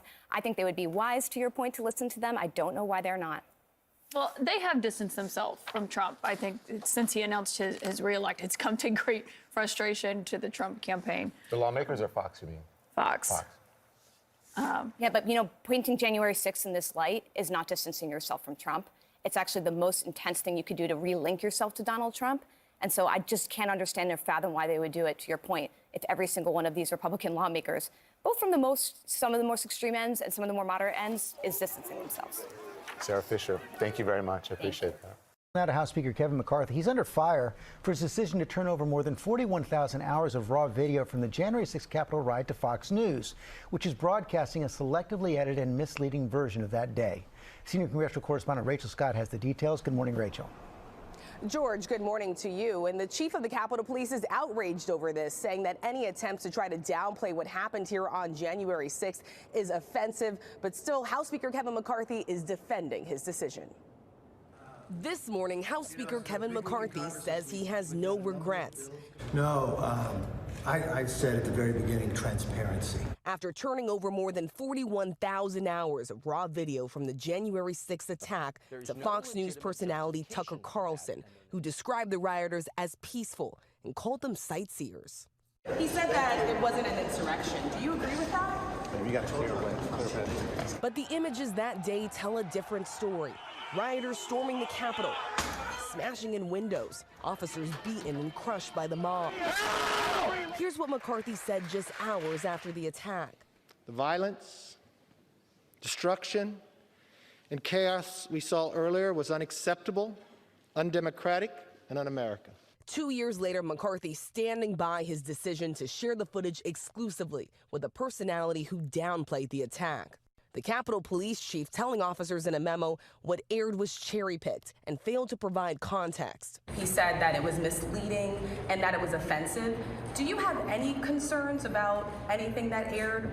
Look, I didn't see what was aired. What I want to do exactly is give the transparency to everybody, and anybody can make up their own. Senate Minority Leader Mitch McConnell calling Carlson's depiction of the Capitol insurrection a mistake. I want to associate myself entirely with the opinion of the chief of the Capitol Police about what happened on January 6th. McConnell joined by other Republicans on Capitol Hill, blasting Carlson and any attempt to whitewash January 6th. I think it's bull to somehow put that in the same category as a permitted peaceful protest is just a lie. There were a lot of people in the Capitol at the time who I think were scared for their lives. The chief of the Capitol Police said the most disturbing accusation was that the death of Officer Brian Sicknick had nothing to do with his heroic actions defending the Capitol that day. I spoke with the Sicknick family. They said this is ripping their wounds wide open, telling me they are frankly sick of it, George. They are not alone. Rachel, thanks very much. Well, hey there, Jim. Elon Musk's take. Speaker McCarthy has held the gavel for less than 3 months, but by sharing the January 6th security footage with Fox News, he's already done more than any party leader in Congress to enable the spread of Donald Trump's big lie. Like, I don't understand this. Like, who cares if he fucking shared the January 6th footage with security footage with Fox News? Like, I don't even know what Chuck Schumer's trying to say here. Like, yeah, I guess, Tucker Carlson took the security footage and, lied about it. But it was, a very stupid lie.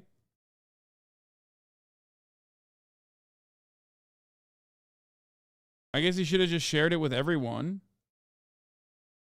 And then this guy goes, do you want us to remove this video? Which is really fucking stupid. It's like, no, idiot. Are you also of this mindset that January 6th was just a fun little party? I don't get it. Your own fancy dress competition winner.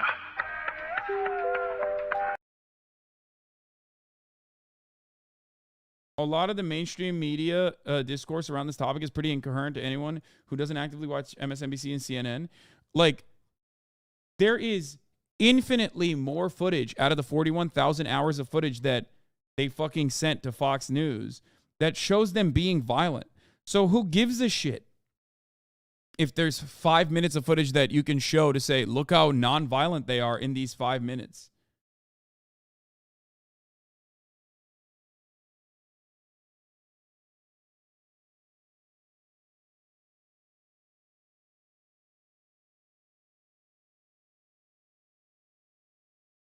Footage shows Capitol cop Brian Sicknick uninjured on January 6th.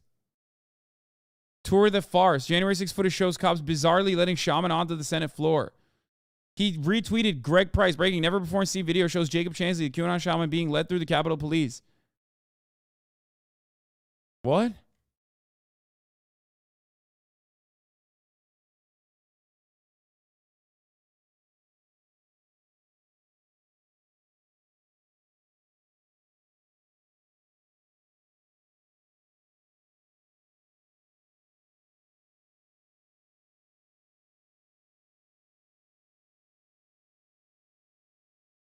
Like, I don't understand.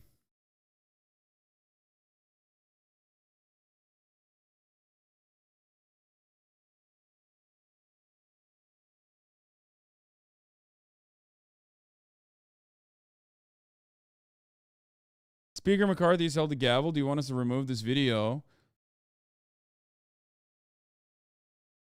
My favorite Elon Musk haters being on Twitter and around shitting on anything Elon Musk related. Bless you all. I'm from Poland, a country with little connection with Elon Musk, and yet all mainstream media here are doing the same. Everything that can describe in a negative way, they do. What?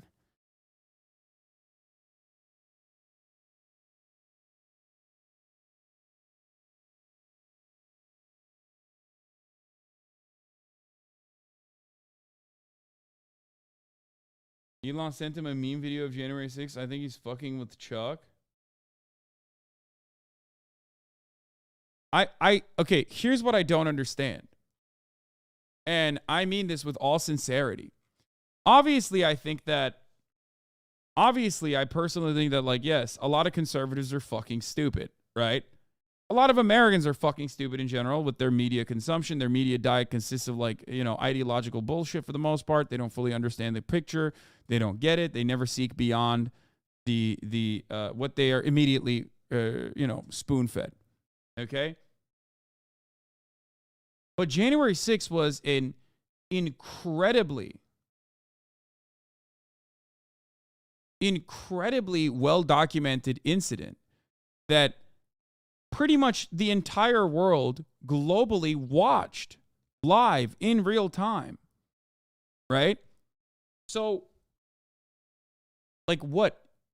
There's 41,000 hours of footage, so like 5 minutes of no violence automatically goes against, like, what we saw with our own eyes. Like, I don't get it. Entire world, you mean, motherfucker, you mean Westoids?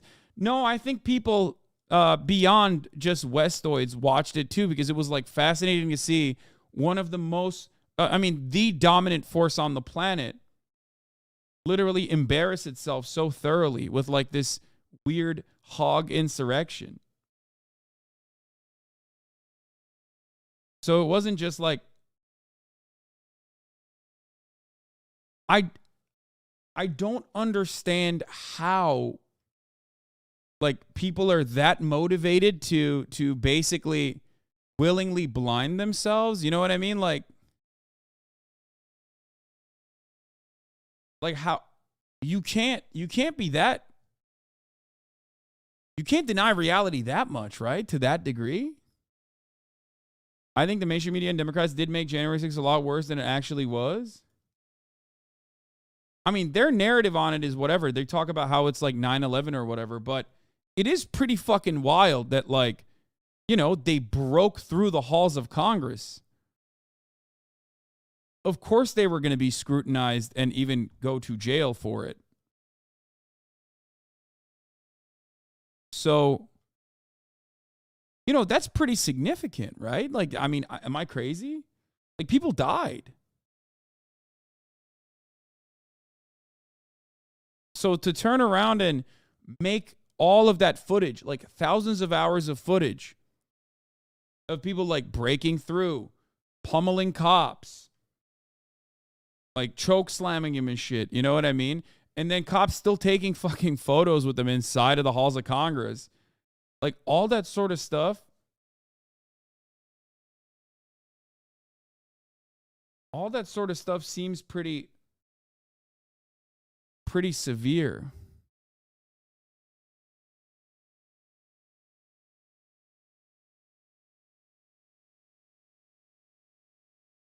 conspiracy theorist dressed in outlandish. According to our review.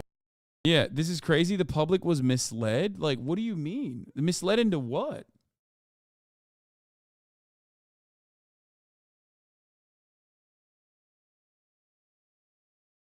Guys, just because they're fucking idiotic, just because the people that tried to do like a coup were unprincipled, idiotic, and ultimately when they like arrived inside of the halls of Congress, demonstrated how stupid and frivolous their efforts were, does not change the reality that a violent attempt was made.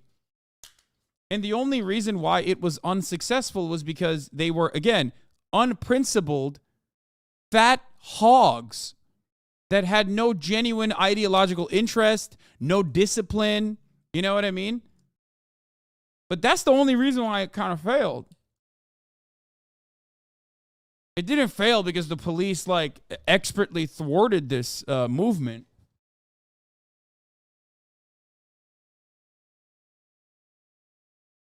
So I don't really understand how people just look at this and go, oh, man, it was nothing. Like, I mean, yeah, it was still something.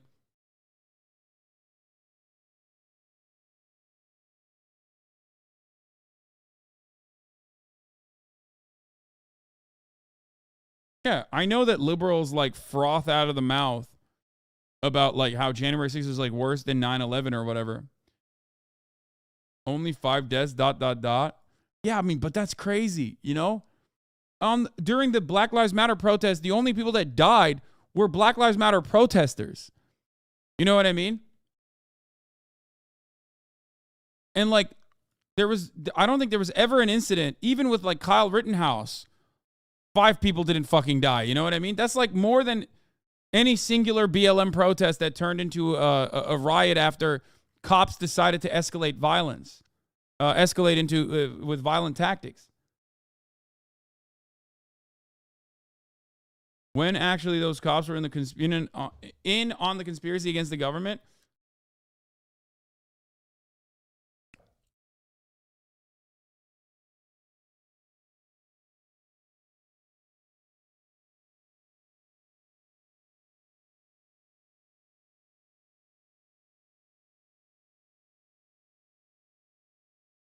I mean, I don't think like any of these people are like particularly courageous. Like, I'm not in the business of like glazing up Mike Pence or anything. And I'm not one of those people who thinks like this is literally, January 6th is worse than 9/11 or whatever. But I do still think that it was wild that like thousands of fucking psychotic hogs were so entitled that they could behave like this and break through the halls of Congress while Congress was in session. And were able to do it successfully just because like the timing of it was idiotic and the organization was unprincipled and there was no clear or coherent message beyond like, I'm upset because my president is no longer president. You know? Doesn't change the reality that they did do that.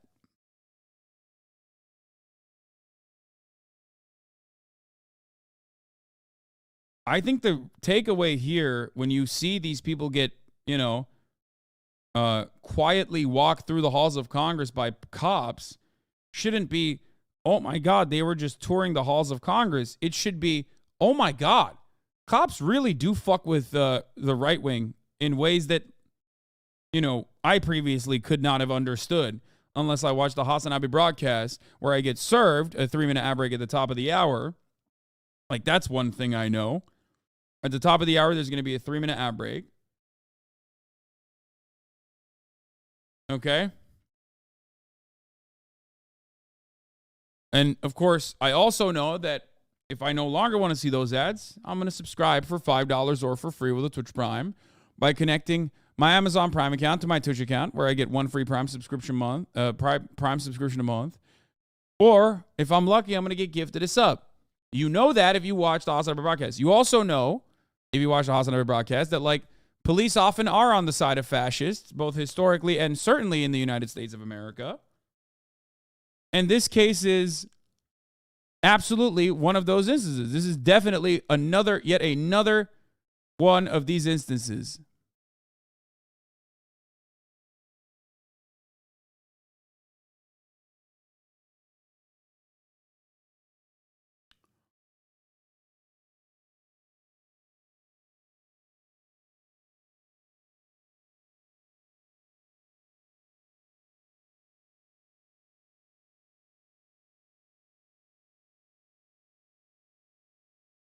Guys,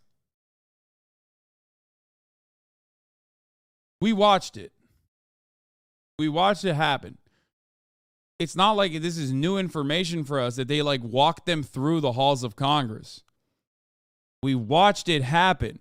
They were taking selfies with the motherfuckers after they had broken in to the halls of Congress.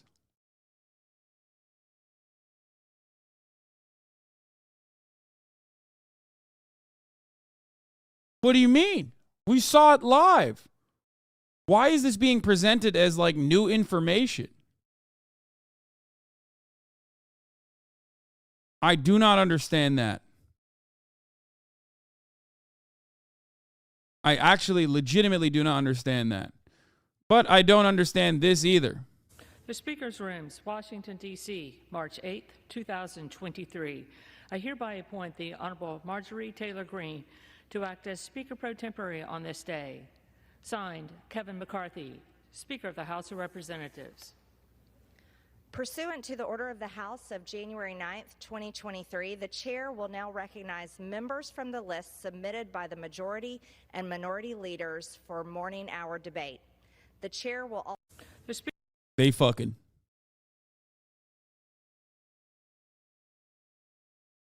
She is not a never kever, I'll tell you what.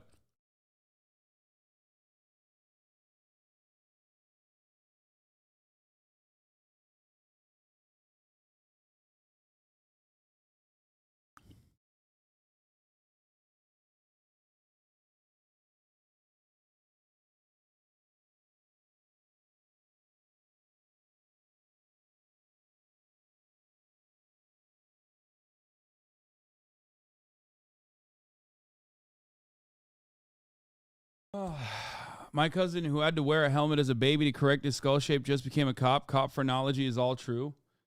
Well, they fucked it up. What is this? XQC watched this last night. So much bullshit said. Basically, Border Patrol propaganda at the U.S.-Mexico border with Arizona Sheriff. Exclusive access. Down on the southern border in Yuma, Arizona, a surreal and alarming situation is taking place. Today we meet up with Sheriff Wilmot. Oh my God, what a fucking hog. Look at that mustache, brother. All orchestrated by the Mexican cartels. No matter where you stand on the border issue, it's an issue that needs attention since its current state is unsustainable.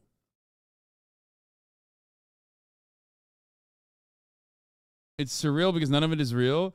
I mean, the border crossings do happen. It's just the surreal part is like what people make of that. And the secondary component here is like how to combat it.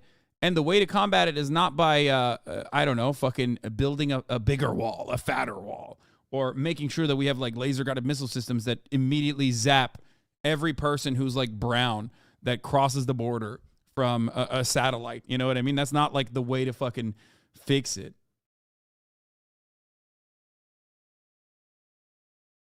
It's not propaganda. He's neutral in his videos. I mean, I doubt it, but